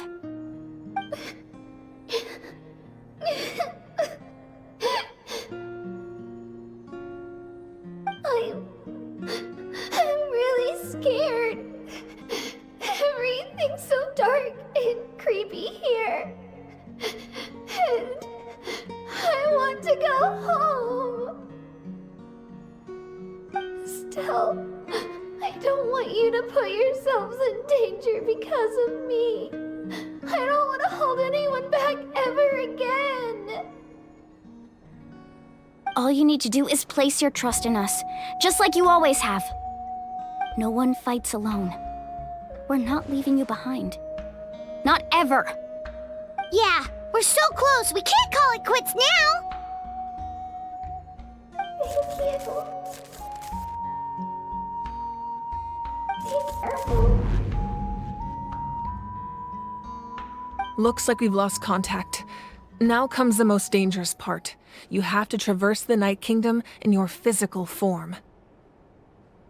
This entrance to the Night Kingdom was left behind after an abyssal invasion. Even a brief amount of time inside could expose you to corrosion. I know. I'm prepared for that possibility. All right, then I wish you all the best. I'll tell Koichi to be ready just in case. She's very experienced in dealing with abyssal corruption. That face you just made. Don't tell me you two got into another argument. No, I just feel bad for creating more work for her. I'll go with them too, Archon. The more people, the stronger the party. Thank you so much for your help, everyone. It really means a lot that you're willing to brave these dangers with me. And there's no time to lose, so let's get going. Now that I've lost my power, I won't be able to provide much practical support. But I can still keep an eye on the situation from here. Eon-san, I know it's unlikely, but if you encounter a situation you can't handle... That won't happen. I hope not.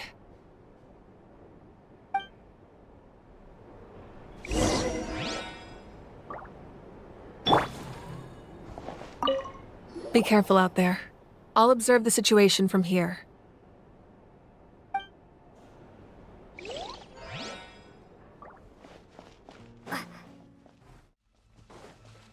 All right.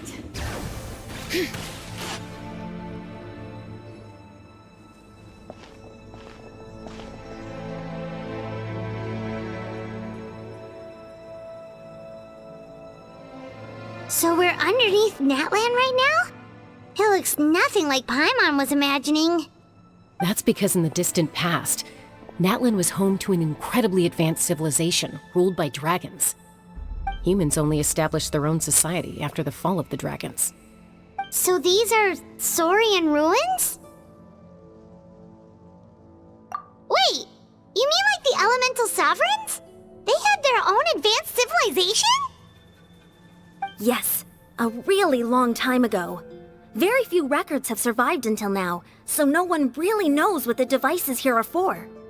These ruins have been abandoned for a long time, but with the recent increase in Abyss activity, the installations around here have somehow been activated again. So what you're saying is, we're not in for an easy trip to the Night Kingdom. No, it's going to be obstacle after obstacle from here on out.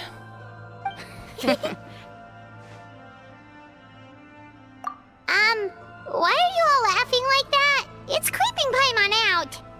It's the pre-adventure excitement kicking in, right guys? Of course. I'm eager to get started. Then let's go. We won't let anything stand in our way.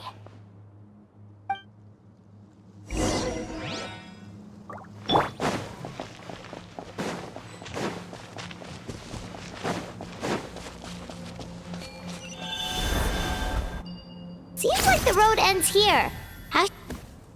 As a professional trainer, I think you could stand to build up your endurance, Paimon. Professional trainer?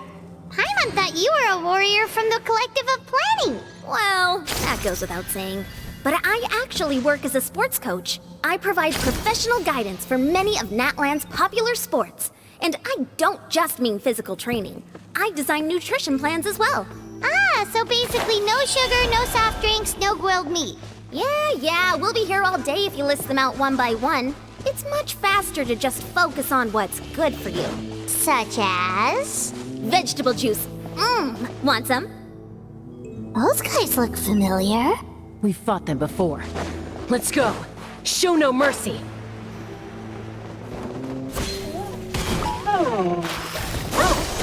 Spring forth!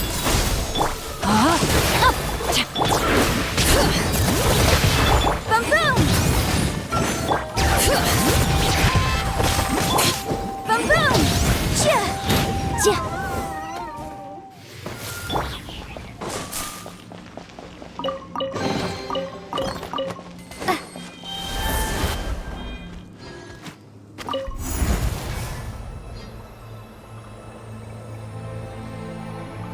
Whoa, the place we need to go seems really high up.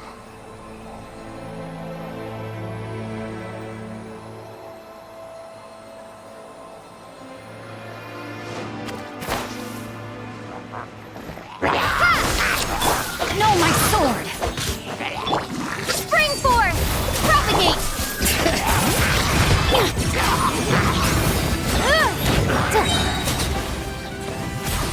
Witness the power of Gugwa. Bring it. Hear the echoes of the Incinerate!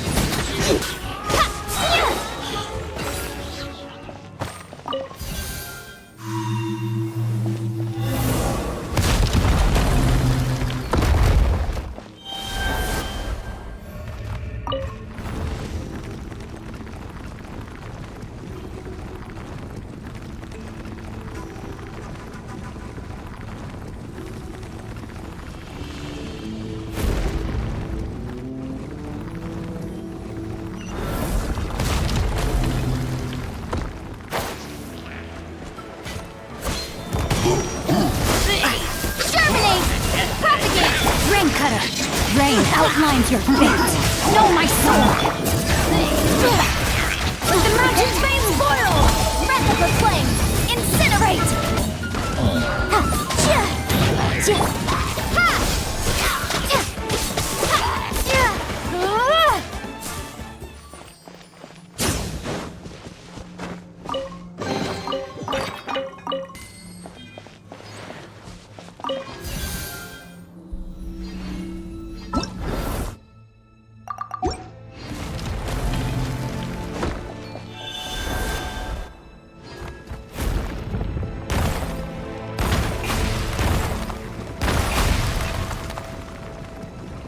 This is the final stretch. We just need to climb up, and we'll be there. Nothing to it. Easy for you to say.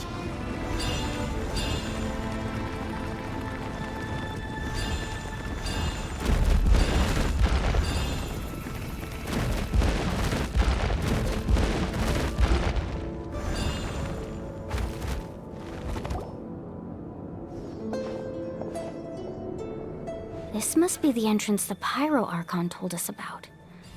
The one ripped open by the Abyss. Yes. There's something in the depths of this place that feels familiar, yet also foreign. We actually have to go in there? Okay, Paimon just needs to psych herself up. Don't push her through before she's ready.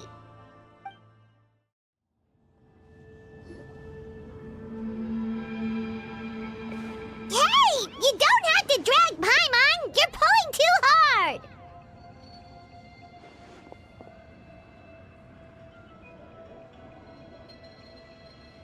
Looks like we made it. This is the Night Kingdom.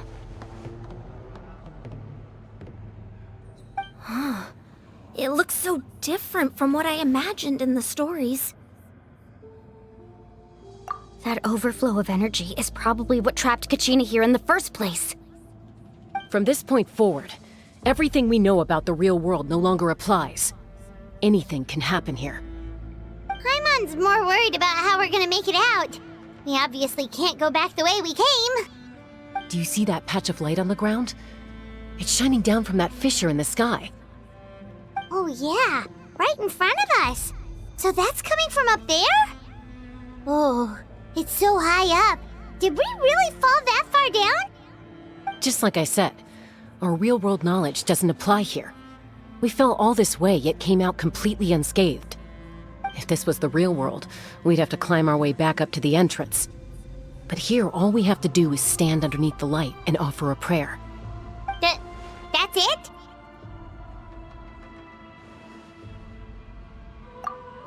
Right. We still got a job to do. So that means all we need to do is find Kachina and bring her to this location. Exactly. This light is streaming in from the real world. It's a link between the two realms. The terrain looks difficult to navigate, and the visibility's not great either. How are we supposed to find Kachina in these conditions? Yeah, these floating black things don't look super friendly either. Those are all manifestations of abyssal power. Be careful. Ghost! A talking ghost! Calm down, I'm here to help. You're the ones who helped Vichama, right? Yes, I'm Vichama's friend, Malco. I was completely lost to this realm until I sensed a mysterious power calling out to me. It's like it was seeking me out, attempting to reassemble the pieces of who I used to be. Of course, it could only do so much. I'm sorry I can only appear before you in this imperfect form. No, we should be the ones apologizing. If the Spirit Speaker's stone hadn't become corrupted by the Abyss, we could have done much more. But we had to destroy it. Otherwise, Vichama and his tribe would have been in danger. Of course. Thank you for protecting him. I never imagined that, even after all these years, he'd still take such a risk for me. Under the power of the stone, it felt like our souls were connected. Turns out even our regrets were exactly the same. Whether in triumph or death, you want your best friend by your side. Exactly. That may not be in the cards for us, but it's not too late for you. You're looking for a young girl from the Children of Echoes, right? She's being chased by an embodiment of abyssal power. I'd like to help her while I'm still in this form, so follow me. Be careful. This place has been severely corroded by the Abyss. Paimon didn't realize it had gotten this bad. It's like a seething volcano ready to engulf our world at any moment. Ouch! Quick, get back here! You can't go on. Stick close to me. My power will be able to ward off attacks for the time being.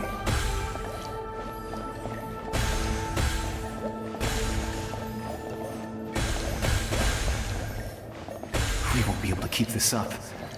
Let's try another route. This way.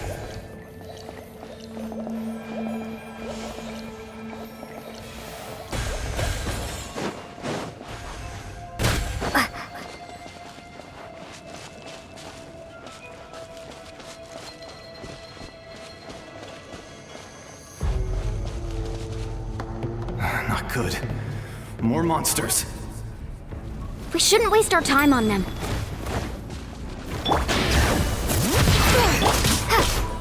Incinerate!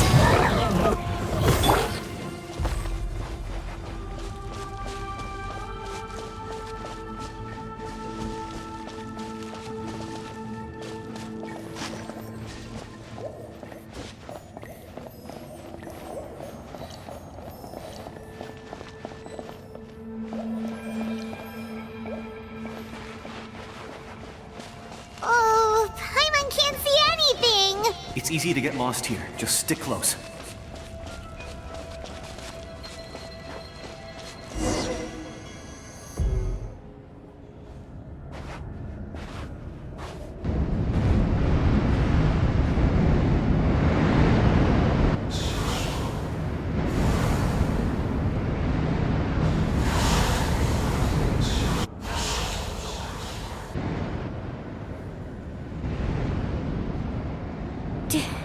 Did you hear that?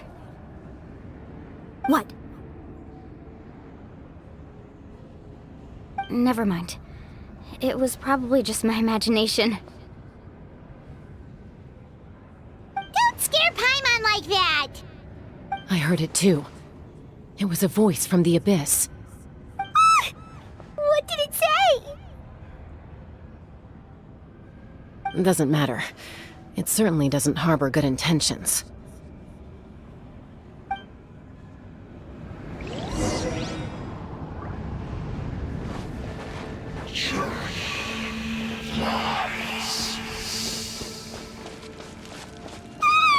Paimon just heard it too! Let's keep going. Paimon wants to get out of this place!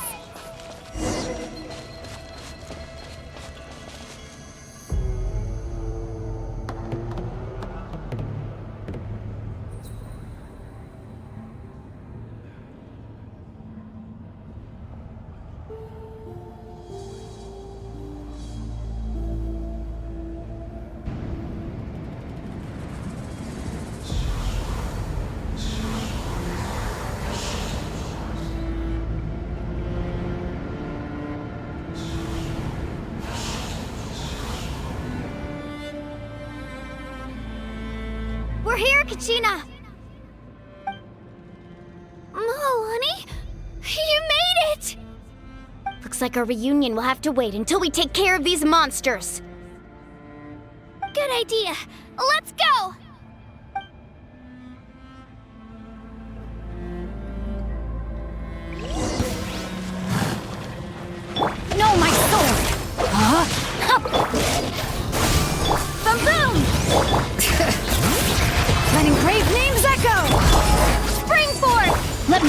first. Down!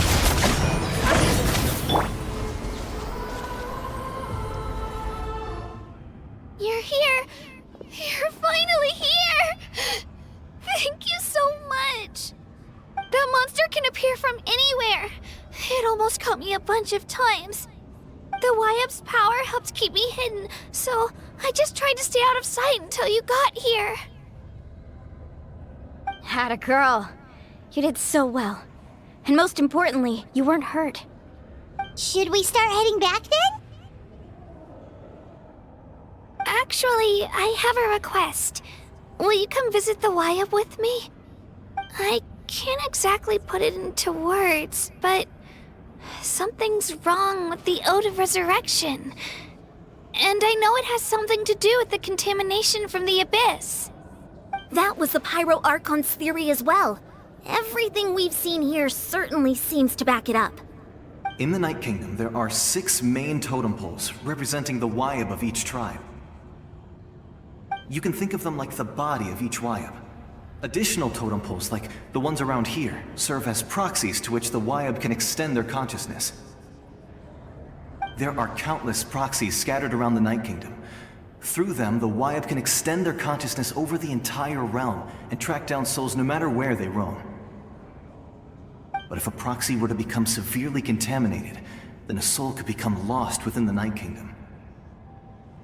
Judging by the current situation, I don't think we're dealing with just one contaminated proxy. Even if we could drive back the abyssal power from one of them, that probably wouldn't even put a dent in the problem. Still, we can't just leave the Wyab to suffer. It's protected me this whole time. I agree. We might even manage to draw out the monster that's been hunting Kachina. Getting rid of the monster might slow down the deterioration of the Night Kingdom.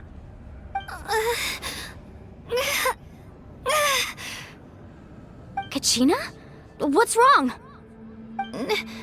Nothing. Just a headache.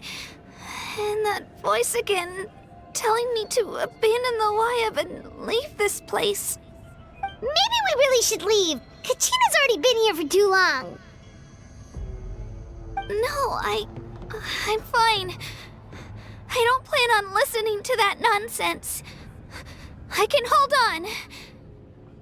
Just up ahead. I'll lead the way.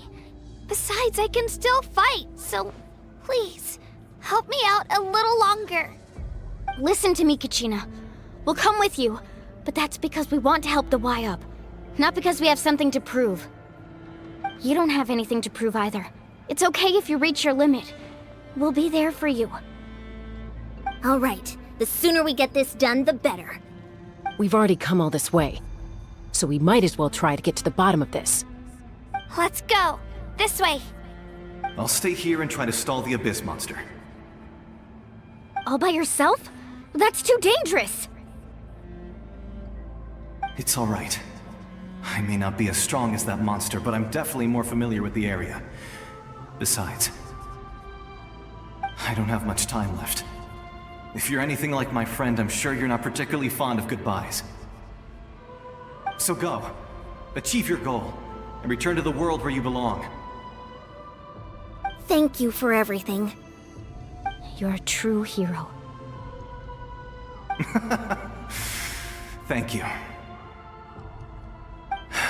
No one fights alone.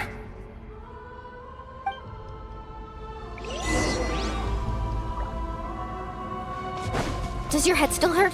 Let me help you walk. I'm fine. I'm fine. You should know I'm made of stronger stuff than that.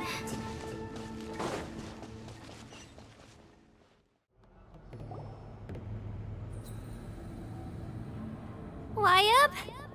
Wyab! I'm back! My friends and I are here to heal you. Wyab? Can you hear me? Wyab?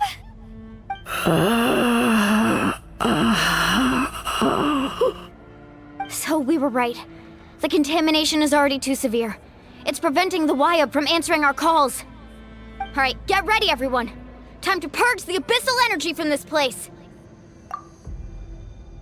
Careful. We've got company. Already? You really think that puny soul could slow me down? Courage in the face of futility is pure folly. He tried to get in my way, so I disposed of him. You killed Malco? He would have dispersed with or without me. Rather than worrying about him, I would urge you to focus on yourself. You may have defeated others of my kind in the past, but underestimate me now, and it will be to your peril.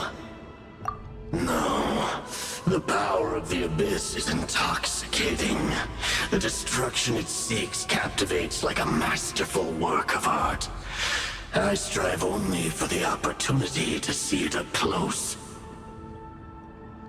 I thought this naive little girl was an exception, but it turns out humanity is full of lambs willing to offer themselves up to the slaughter. That is the tragedy of your short lives. You understand nothing of all-encompassing power.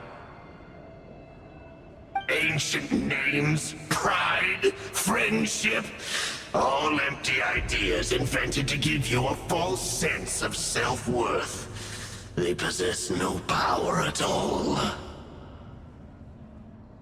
The Pyro Archon created those grandiose ideals out of pure selfishness.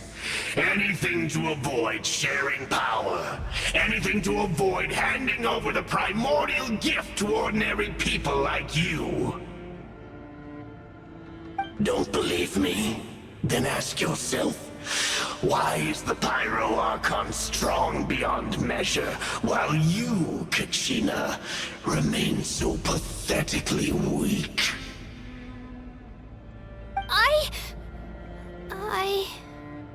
Kachina! Give me your hand.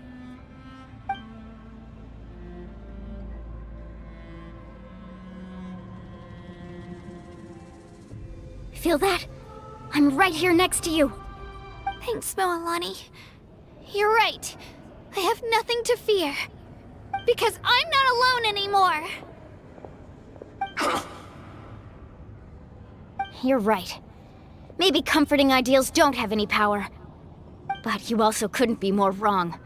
You've never had to work for your own strength, so you will never understand the true source of our power. What? The courage we have to stand before you and not back down? It comes from our friendship. The power lies not in the ideal itself, but in our commitment to upholding that ideal, and in our decision to stand together and fight!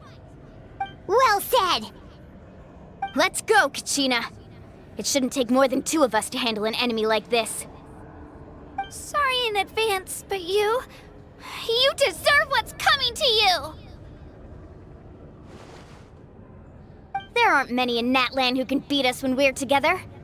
It's time he got a taste of that kind of power.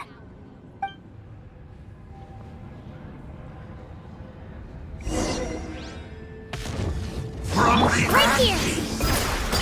Get back! Carving waves! Woohoo! Check this out!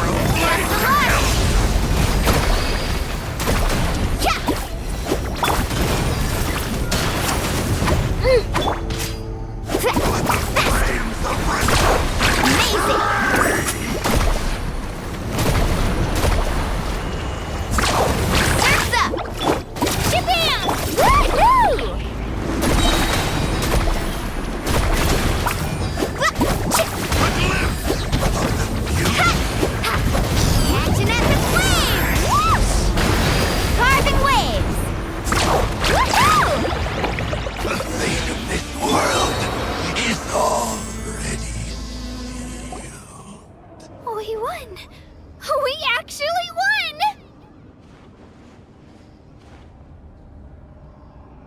That's what he gets for underestimating you two. Fantastic work, Kachina! Absolutely fantastic!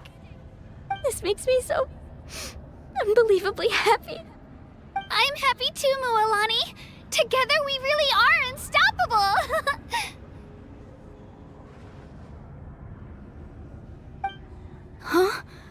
Huh? What's happening?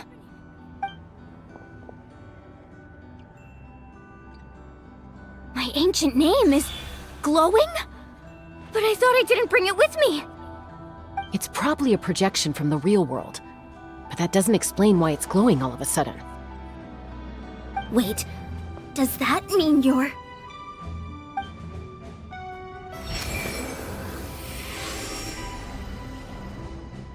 That was a bold move. Diving headfirst into the fire to save your friend. Especially in a place so overrun with abyssal corruption. Still, seeing you pull it off was really something. Everything you said was exactly right. As isolated individuals, we stand no chance against the power of the Abyss. It took years' worth of scars, and lots of unnecessary suffering, for me to understand that for myself. The Pyro Archon's plan will unite us as one. Everyone has a part to play. Only then will we have the power to defeat the strongest of foes. Who are you? Tupac, a warrior from the people of the Springs. I fought against the Abyss during the invasion 500 years ago. I've heard that name before. You were the giant who saved all of Natlan. Since you were able to awaken my words from your ancient name, that means you have fully embodied the aspirations of the Wyab. Under the name Umoja, you shall unite the tribes and save Natlan from its impending doom. Me? As long as blood still runs through your veins, even the tiniest spark of steel against stone can ignite a flame. Its blaze will become one with the gaze of all Natlan. Even amid everlasting darkness, our bonds remain eternal.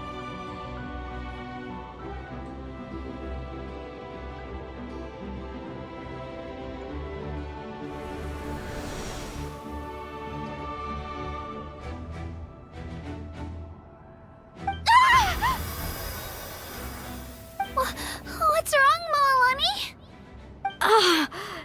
So many memories. My brain was just flooded with everything he once knew. So that's what happened. What do you mean? Did you just figure something out? 500 years ago, they foresaw the very crisis we're facing now. Efforts to save Natlan started all the way back then. We can go over the details once we get back. We shouldn't linger here longer than we have to. I know bits and pieces, but I had no idea Mualani was also part of the plan. This sounds like something that's going to need a lot of explaining. Let's focus on saving the Wyab first.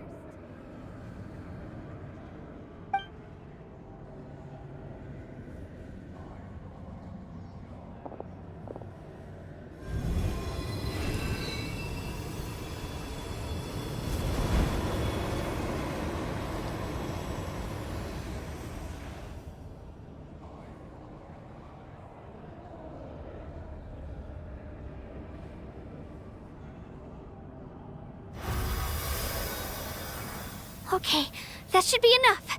Wyab? Can you hear me?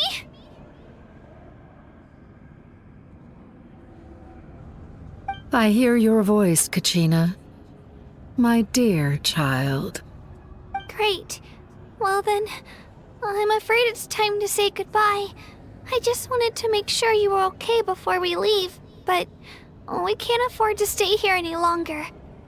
I was going to ask why you bestowed an ancient name upon someone like me, but it's okay. I'll keep searching within myself for the answer. I'll never stop trying to improve my strength. One day, I'll live up to the hero you saw in me. You are already an outstanding child in my eyes, Kachina. No matter what happens. You are all my most beloved children. It has always been my honor to protect and nurture you. Your ancient name is just that, a name. Much like your parents chose to name you Kachina, I also gave you a name, but it need not define you. Focus on who you want to be.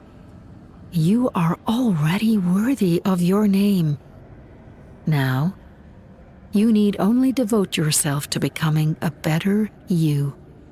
The story of your ancient name is for you to continue. Just like your parents, my love for you will never change, no matter what the future holds.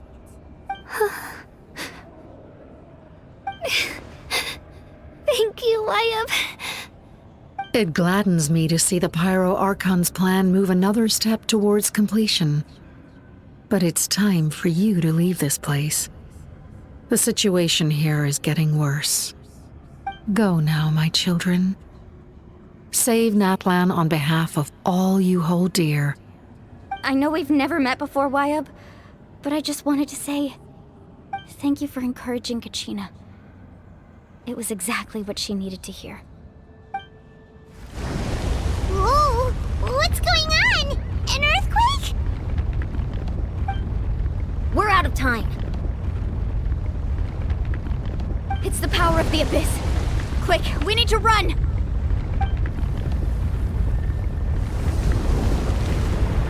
It's a Sealy! The Sealy opened the way for us!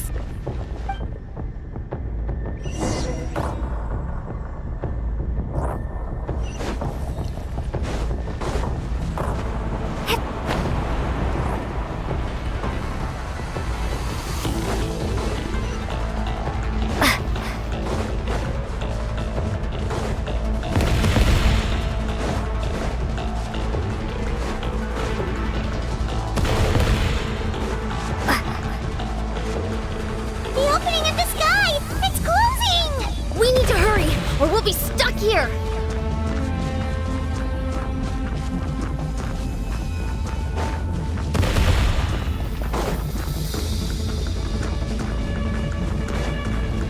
Watch out for the falling rocks! Quick, through the middle!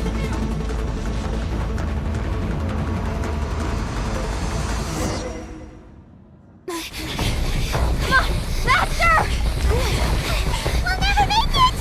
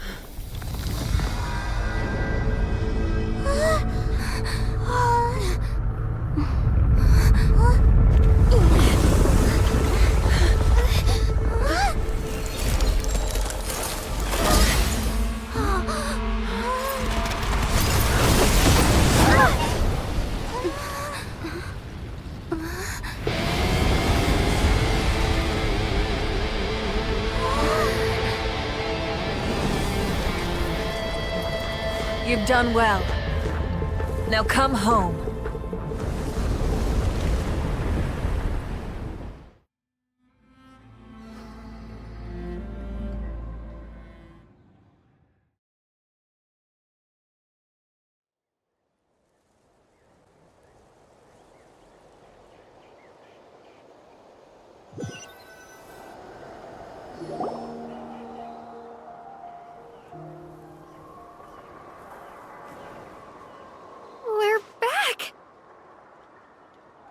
The Pyro Archon saved us.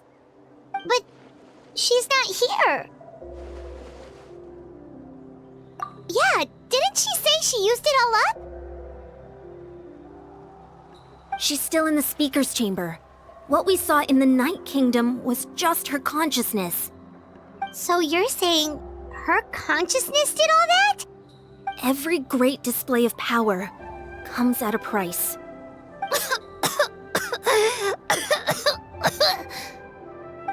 You must feel terrible, Kachina. Just hold on. We'll get you to a doctor soon. Let's get back to the stadium. The Pyro Archon said she'd have a doctor waiting for us. I recommend getting a full checkup, just to make sure no damage gets left behind. Paimon feels okay. What about you, Traveler? Right. You always seem to do pretty well against the Abyss. Let's get going. We need to share what we learned in the Night Kingdom as well.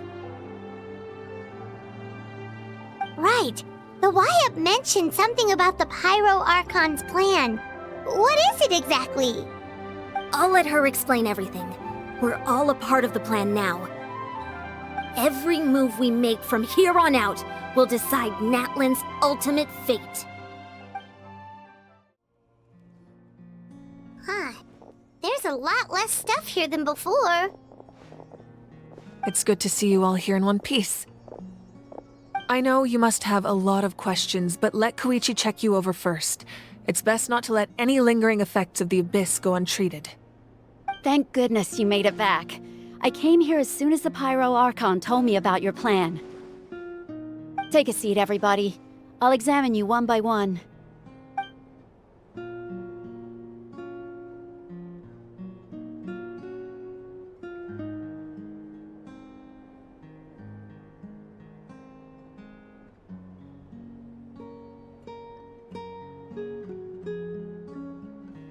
All right, that should do it for now. But just to be safe, I'll perform another checkup in a couple of days. I have to say, though, I've never seen anyone react to the Abyss like you, Traveler. It's like you're completely immune to its power. She's always been special like that. She can even purify its power. Wait, now that you mention it, Paimon doesn't think she's affected either. Given the current situation, that ability will likely play a great role in the events to come. Of course. I still have patients to see, so I'll head out. Thank you, Koichi. All right, all right. We might not see eye to eye, but we both had good intentions. Just give it time. I'm sure we'll figure things out between us one day. Yeah.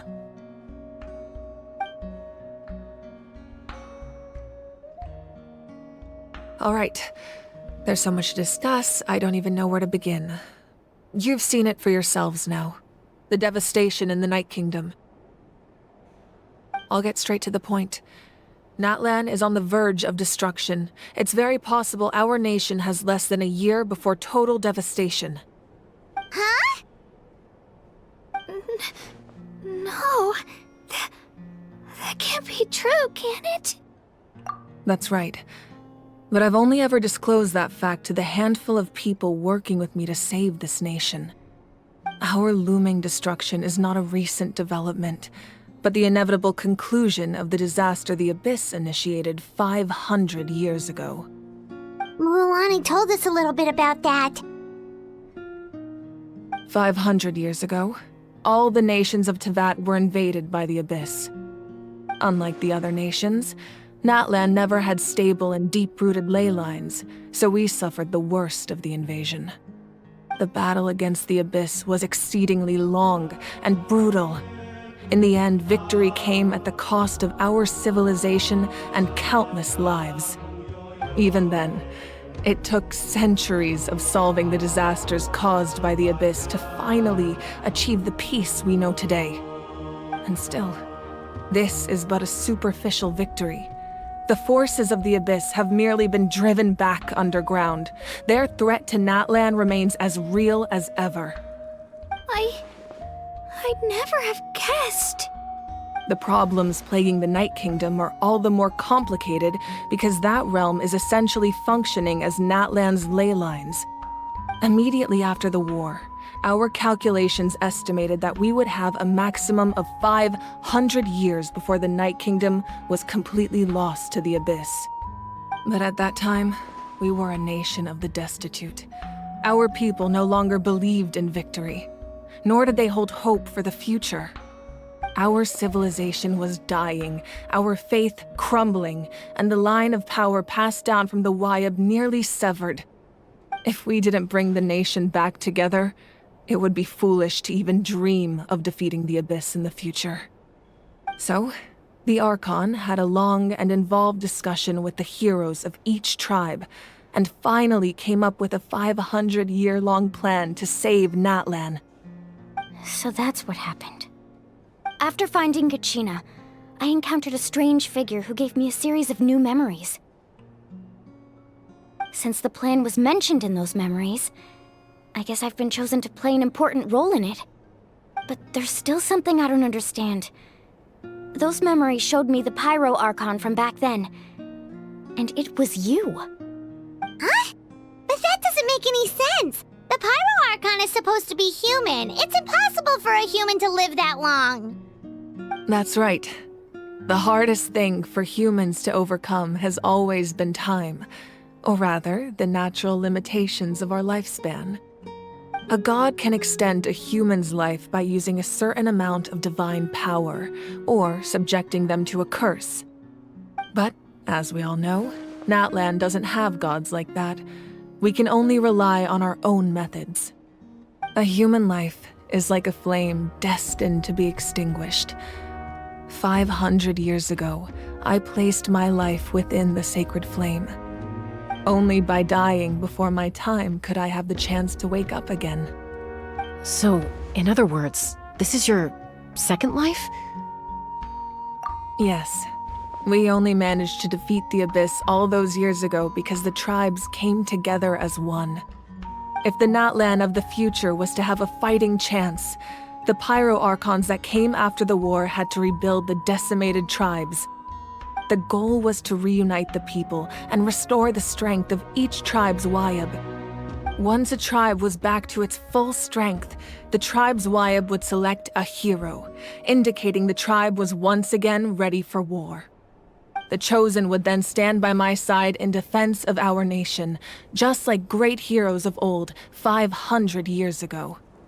So that means I'm one of the Chosen? That's right. You bear the ancient name Umoja, the same one held by the hero from your tribe 500 years ago. It means unity. After your adventure in the Night Kingdom, I trust you've come to fully understand the meaning of that name. So in other words, you always knew who the Wayab were going to pick from each tribe? Yes. According to the plan, each tribe was supposed to have been fully restored by the time I awoke. But something went wrong along the way. The 6 heroes successfully inherited the ancient names from 500 years ago, but the intel regarding the plan wasn't passed on to them. Once again, it comes down to the deterioration of the Night Kingdom. Communication between the Sacred Flame and the Wayab has been blocked. Just like how the Ode of Resurrection failed to bring Kachina back. Exactly. It's just another tactic the Abyss is using against us. The Abyss may not possess intelligence, but its methods certainly aren't easy to counter. If we want to unblock that information from being passed on, my presence alone isn't enough. The ancient name-bearer must establish a greater connection to their name. So, I've tried my best to help them from the sidelines. Currently, Shilonen of the Children of Echoes, Kinich of the Scions of the Canopy, and Iansan of the Collective of Plenty have all been acknowledged by their names. During your adventure, you too earned the acknowledgement of your Wayab, Mualani. In the process, you gained the memories stored within your name. Well, we have less than a year! Yes, but we have no choice. We cannot start the plan until all the heroes have been gathered. That's also why I haven't been able to take action despite the urgency of the situation. But if you knew this whole time, why didn't you just tell me about my role in all this? Wouldn't that make everything go a lot faster? Perhaps, but the opposite could also be true. Knowing your destiny too early could mean failing to realize your full potential. Just like your determination to save Kachina, I hope your commitment to this endeavor comes from your own strength of will, rather than a sense of obligation. So I suppose you're not going to tell us who the final 2 heroes are then? That's right. Their time is yet to come. Putting pressure on them beforehand will only hinder their development. I can only trust in the judgment of the Wyab. I have never believed I could solve this crisis alone. In fact, it was precisely because I chose to trust and rely on others that we managed to get this far.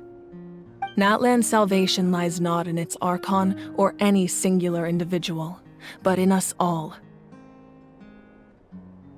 You're quite perceptive, aren't you? I thought I might get away with avoiding the topic. Huh? Oh, right! All of the stuff you stored here before, where did it all go? Even though I sacrificed my power, I still needed a contingency plan to ensure you would make it back from the Night Kingdom. After all, I was the one who allowed you to take that risk, and Mualani has an important role to play in my plan. In addition to their sentimental value, the items I stored here held a much more important purpose: fuel. Fuel? Ah, so back then, that's why you... Yes. The stories embodied by those items are certainly important, but there's an even more significant trait they all share. Every item belonged to a hero of Natlan. Over time, they became imbued with a certain amount of contending fire from being carried in battle. On their own, each item's power is limited, but together, their combined effect can prove quite useful in a dire situation. By burning those items, I was able to activate the contending fire stored within them to open the boundary between the two worlds. It was a rather crude approach, so all their power was depleted in an instant, as you can see. But weren't they all precious treasures? What about their stories? That's exactly why I dragged you all here. No matter what, I never wanted the Pyro Archon to have to use that power. Oh, I'm so sorry. You have nothing to be sorry for. You all deserve my thanks, actually. If you hadn't saved the totem pole, that area of the Night Kingdom would have been forever lost to the abyss. And then, it would only be a matter of time before the Children of Echoes was met with disaster. Besides, when those heroes entrusted their belongings to me, or the Pyro Archon of their time, it was out of a desire to contribute to Natlan's survival. If they knew those items helped save the present-day heroes of Natlan, they would not mourn their loss. Even when you put it that way, I still feel bad. There's no need. Remember what I told you about time?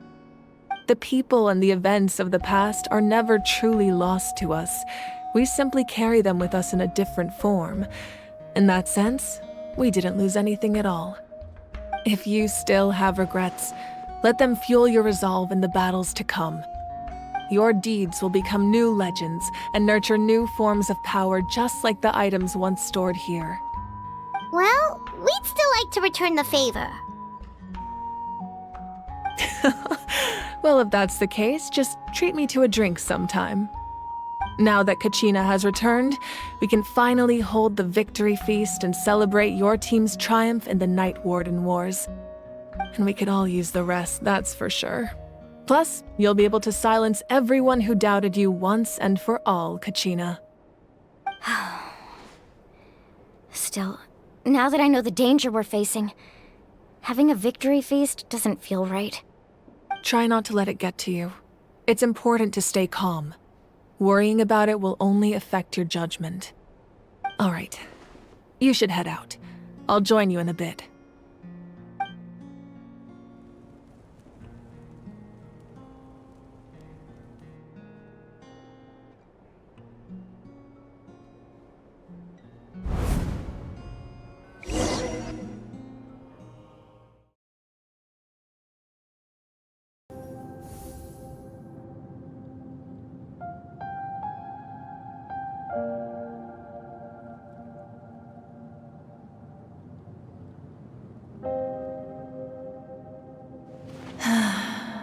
When I was young, I used to sit by the hot springs and listen to the stories of warriors from all over Natlan. They attract people from all walks of life. Friends come easy here, no matter what tribe you're from. The people of the springs have never claimed the hot springs as their own private property. They are there to bring all hot spring buddies together. It's been really nice seeing the children of my tribe get older. It's helped me gradually understand the true value of the springs. I've witnessed their energy, their determination, their absolute passion for life. Even when they cause trouble, I never managed to hold on to my anger for long. It's unbelievable how quickly they worm their way back into my good graces. I'm certain Mualani will become a great warrior when she grows up. She possesses infinite potential. I can see it. One day, when I'm no longer in fighting form, I'll come here and tell stories to all the children, just like those warriors did for me. So, you better get busy, Pyro Archon, or I'll end up running out of stories.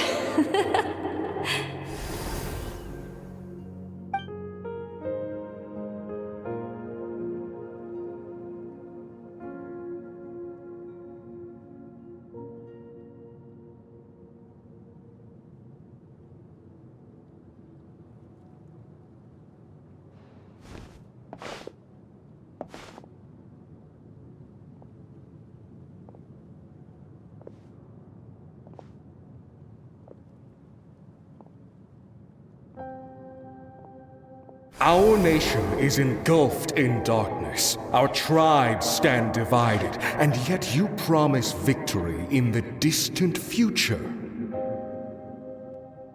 The Abyss is a cunning enemy, one that I faced in battle many times. Were that not the case, I would never understand exercising this degree of caution. My rage will never know absolution. Then my power will no longer aid you in victory. But you came to me because you knew you could convince me with just a single sentence. I understand your choice. The heroes of today will forge the path ahead with blood and fire. Just remember to earn us the victory we are owed. Otherwise, rest assured, I'll find a way to collect the debt. For Natlan.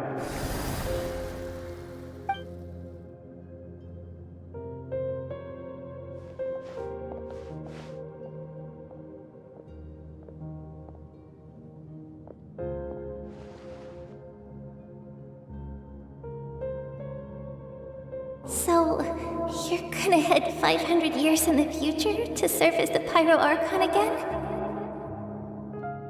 But what about the you from right now? You're just gonna die? You can't ask her those questions and expect her to answer, my dear. The decision is hers to make, and she deserves our support. We will do everything we can to rebuild the tribes. Don't you worry. Even across time, we will all do our part to fight for Natlan's future. Yeah, Mom's right. We'll always believe in you, sis.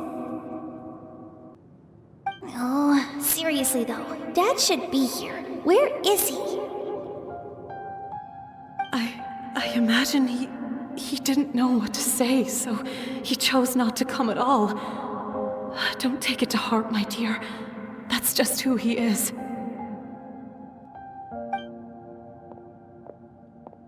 Just remember, no matter what happens in the future, we will always love you.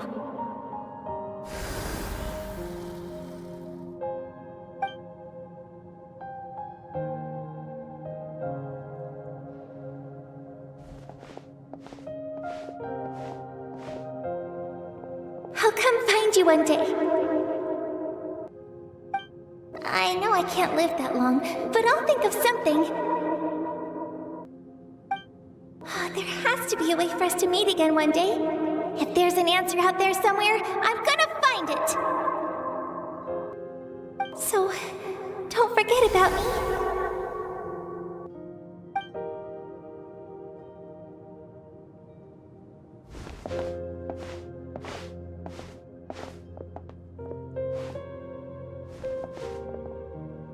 If that's your decision, then you have my full support, Arconte. May our children live to see such a lovely son. For Natlan! No one fights alone.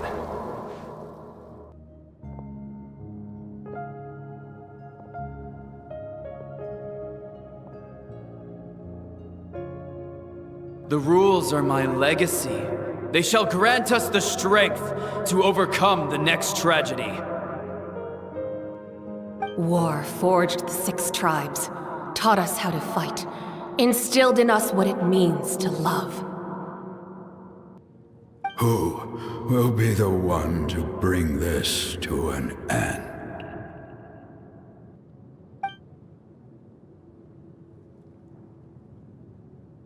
We are the inheritors of memory and legend. Those who grew alongside sun and wind. Those who forged our own destiny and future. That is Natlan's fire, the lifeblood of our nation.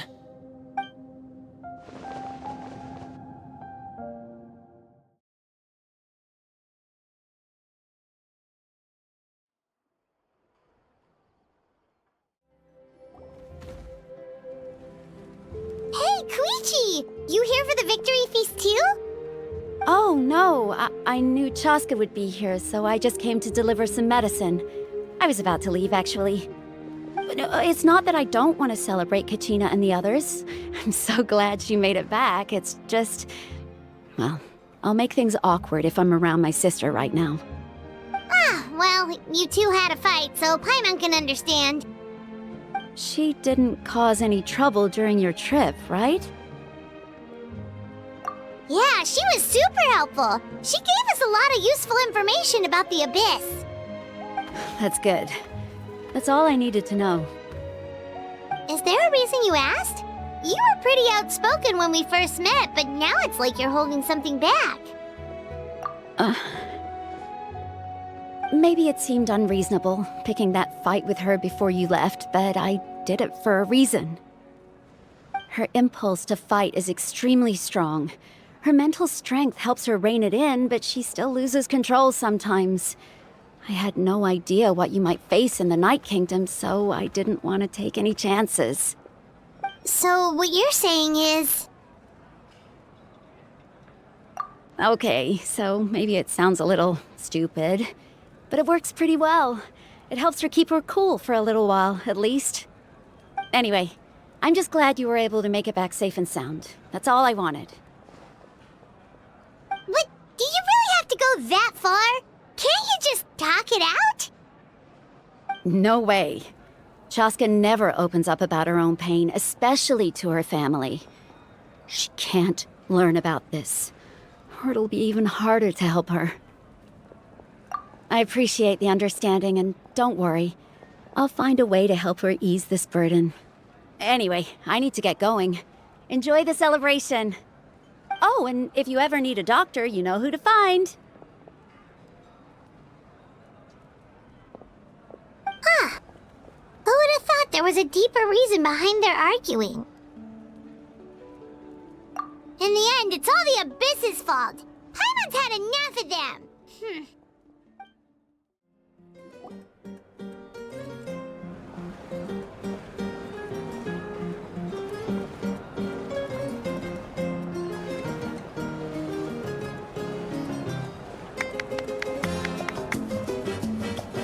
Let's give a huge round of applause to our brave young warrior, Kachina!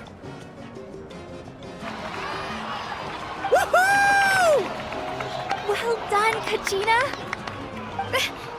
Thank you, everyone! I'm so glad I finally made it! I always knew you could do it! With so much potential at your age, you have a great future ahead of you. You're one to talk. Don't think I didn't know you were the first person to abandon your team. I'll be dealing with you when we get back. I had no choice. My friend invited me. I couldn't just say no. Oh, really? So you weren't just trying to get ahead in the first round? I wasn't, I swear. I just happened to find that bearer injured in the wild. so I stopped to bandage his wounds.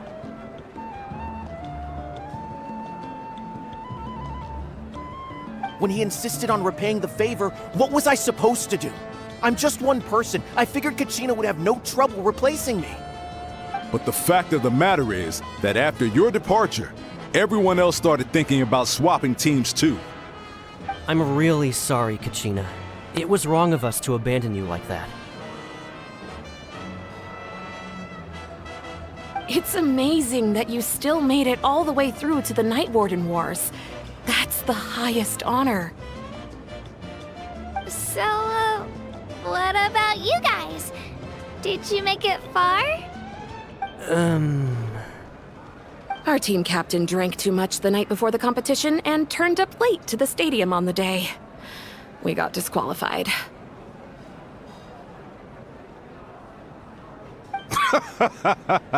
Serves you all right. No sympathy from me. All right. There's no need to be like that, Uncle Pakal. Dear friends, I'd like to say a few words. Firstly, I'm grateful to my friends and our great Archon for helping to bring me back. This traveler and her companion Paimon are some of the strongest people I've ever met. If they were allowed to participate in the pilgrimage, I have no doubt that they'd win the whole thing. They've agreed to let me learn from them. With their help, I believe I can become even stronger still. And let's not forget my good friends, Moalani, Chaska, Kanich, and Ayan-san. They all helped the Traveler and Paimon figure out a way to bring me back from the Night Kingdom. They too deserve to be called our heroes, so please give another round of applause for them. Thank you so much! Well said!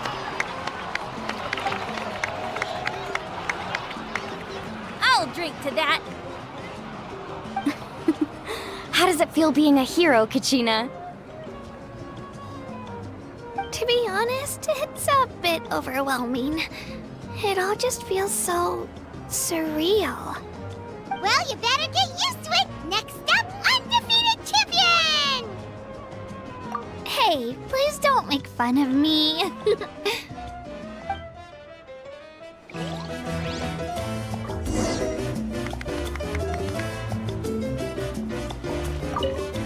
My apologies. I knew more than I let on. Everything comes at a price, and most heroes aren't people who set out to become a hero. If you cling too tightly to your goal, you end up losing things that are far more precious. But in any case, we're now on the same page. I wonder how long before the two final heroes appear.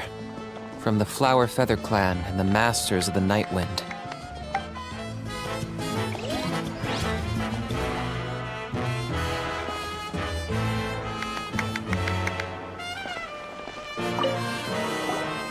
I've been through so much all at once. Everything still kind of feels like a dream. Are you still feeling unwell? Nope, all better now. I told you I bounced back pretty quick, so don't worry about me. I bet you guys must be tired, though. Make sure you get some good rest tonight. You gotta recharge so you'll be in the mood to have fun.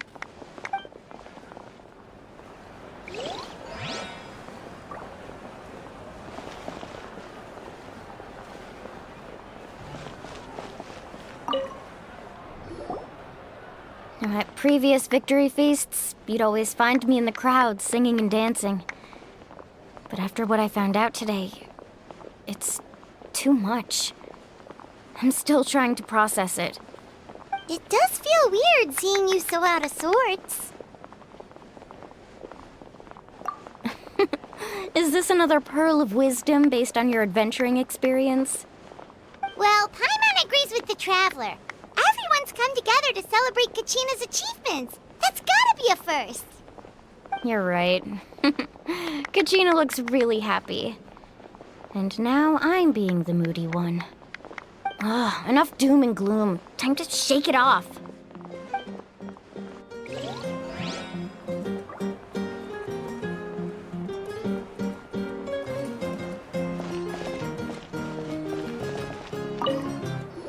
cost us a lot, but we got Kachina back safely, and that's what matters. There'll be even tougher challenges coming our way in the days ahead, though. We'll have to train harder, make sure we're in peak condition. That includes you, Paimon. I can do a special one-off session to show you the ropes. Interested? No thanks.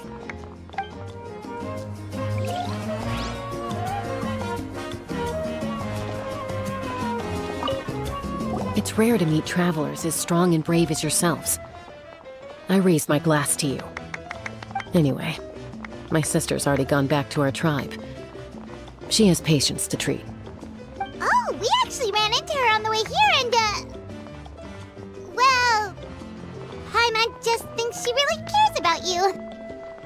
Yeah, I'm planning on visiting home myself in a few days. To tell her and the rest of the family that they need to be extra careful. I just hope they take it seriously. The Abyss has likely sensed your arrival in Natlan by now. So exercise caution on your adventures as well.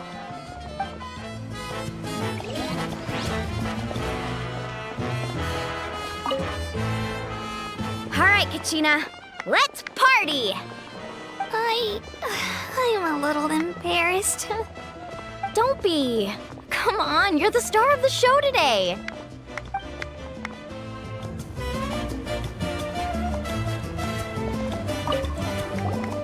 I've been through so much all at once. Everything still kind of feels like a dream. Are you still feeling unwell? Nope, all better now. I told you I bounced back pretty quick, so don't worry about me. I bet you guys must be tired, though. Make sure you get some good rest tonight. You gotta recharge so you'll be in the mood to have fun.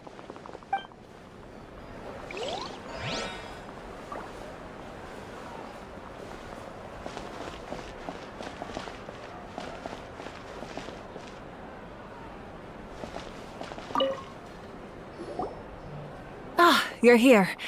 Have some fruit juice. I got it specially for you two. How did you know? That's Paimon's favorite! You look like you've still got questions. Ask away. Because they had their own lives to live. The thought of telling them, abandon your families and everyone you love, and come with me to the end of time, for in 500 years Natlan will be destroyed, it seemed too cruel. You could just as easily point out that everything in this world would come to an end eventually. But life is short, and beyond a point, it just doesn't seem real. Imagine if I said, let's leave right now, and go save the sun because it'll flame out in a few million years. It would sound quite ridiculous. I couldn't make them shoulder that burden with me. Besides, every generation will have its heroes, this one included. The plan could still work without them. Or, of course, without me. But since I was the one who came up with the plan, I felt duty-bound to see it through to the end. Paimon's suddenly remembering that portrait in your room. Was that your family from back then? Yes, it was. So when you asked me who my sister grew up to be, the truth is that very little information survives. From what I've been able to piece together, I can conclude with a reasonable degree of confidence that she ended up as an architect and artist. She played an instrumental role in rebuilding the scions of the Canopy tribe, designing and building many houses. But of course, none of her buildings are around anymore. Still, it was an impressive achievement, and I'm very proud of her. You feel loss keenly. It seems to stir up feelings of regret in you. But this is something I have long since come to terms with. This is a war, and there can be no war without loss. I am already far more fortunate than those who lost their lives to the Abyss. The people of Natlan look to me as their Archon, and the weight of their expectations is mine to bear.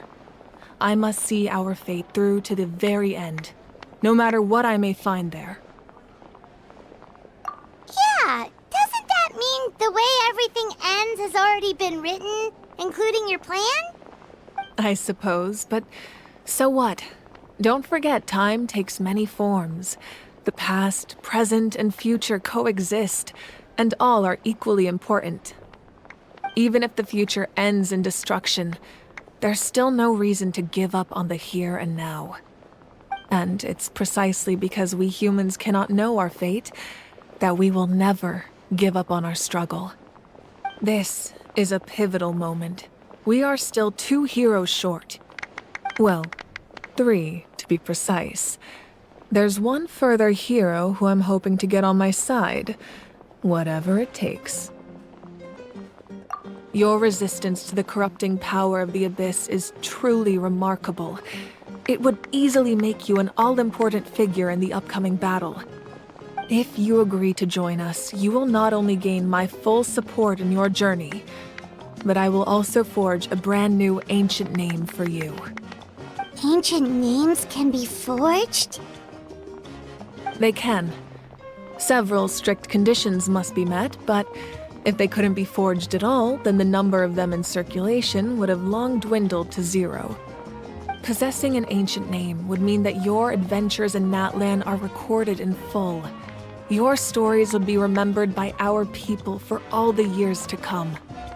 The Ode of Resurrection may have temporarily lost its power, but still, take this as my personal guarantee that I shall never let you fall. Just like in the Night Kingdom, I will be there for you. That is a promise I will fulfill at all costs. This nation always honors its heroes. Yeah, we can't just ignore the situation here. Wonderful. Then I'll reach out to Shilonen right away. She's the one who will forge the name.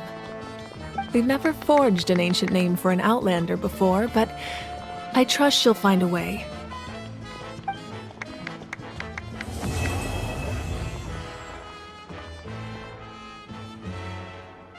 My lord, we've received word that the Pyro Archon has lost much of her power. Although your injury complicates things, this is most certainly the opportune time to seize the Gnosis. Victory and defeat are rules, not outcomes. I have never taken advantage of an opponent in a time of weakness, and I don't intend to start now. As for you, I must confess, I did not expect that little trick of yours to save the day. No matter how dense the fog, as long as the sun remains, we cannot turn day into night. She could have dispelled it. She simply chose not to. You don't have much time, and you're injured on top of that. What do you plan to do next? I'm beginning to see just how useful you may turn out to be. You heard something from here, didn't you?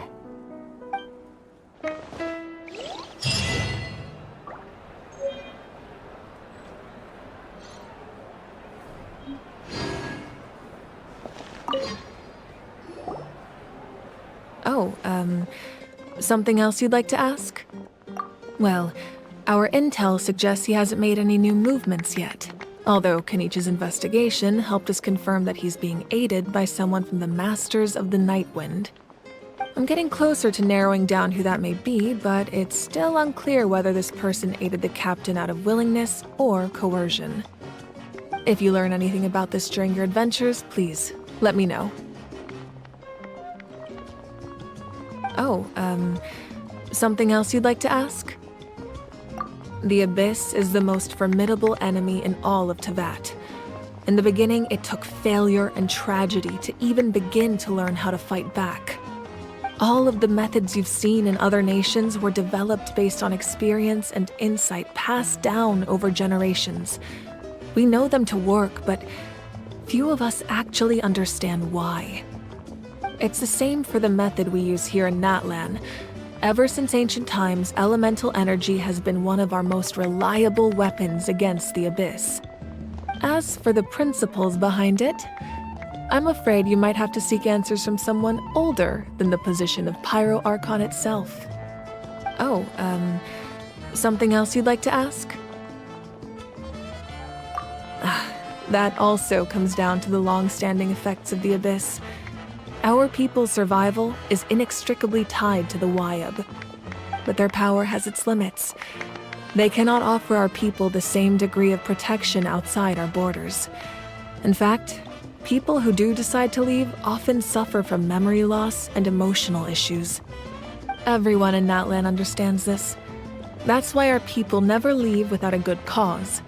Even if someone is left with no choice, the chief of their tribe must seek approval with the Wyab to grant them leave. And the Wyab have always been very strict about granting that approval, since extending protection beyond our borders means consuming power reserved for our fight against the Abyss. Still, there's no need to worry. The Wyab extend their protection to all within Natlan, including visitors from afar. Oh, something else you'd like to ask?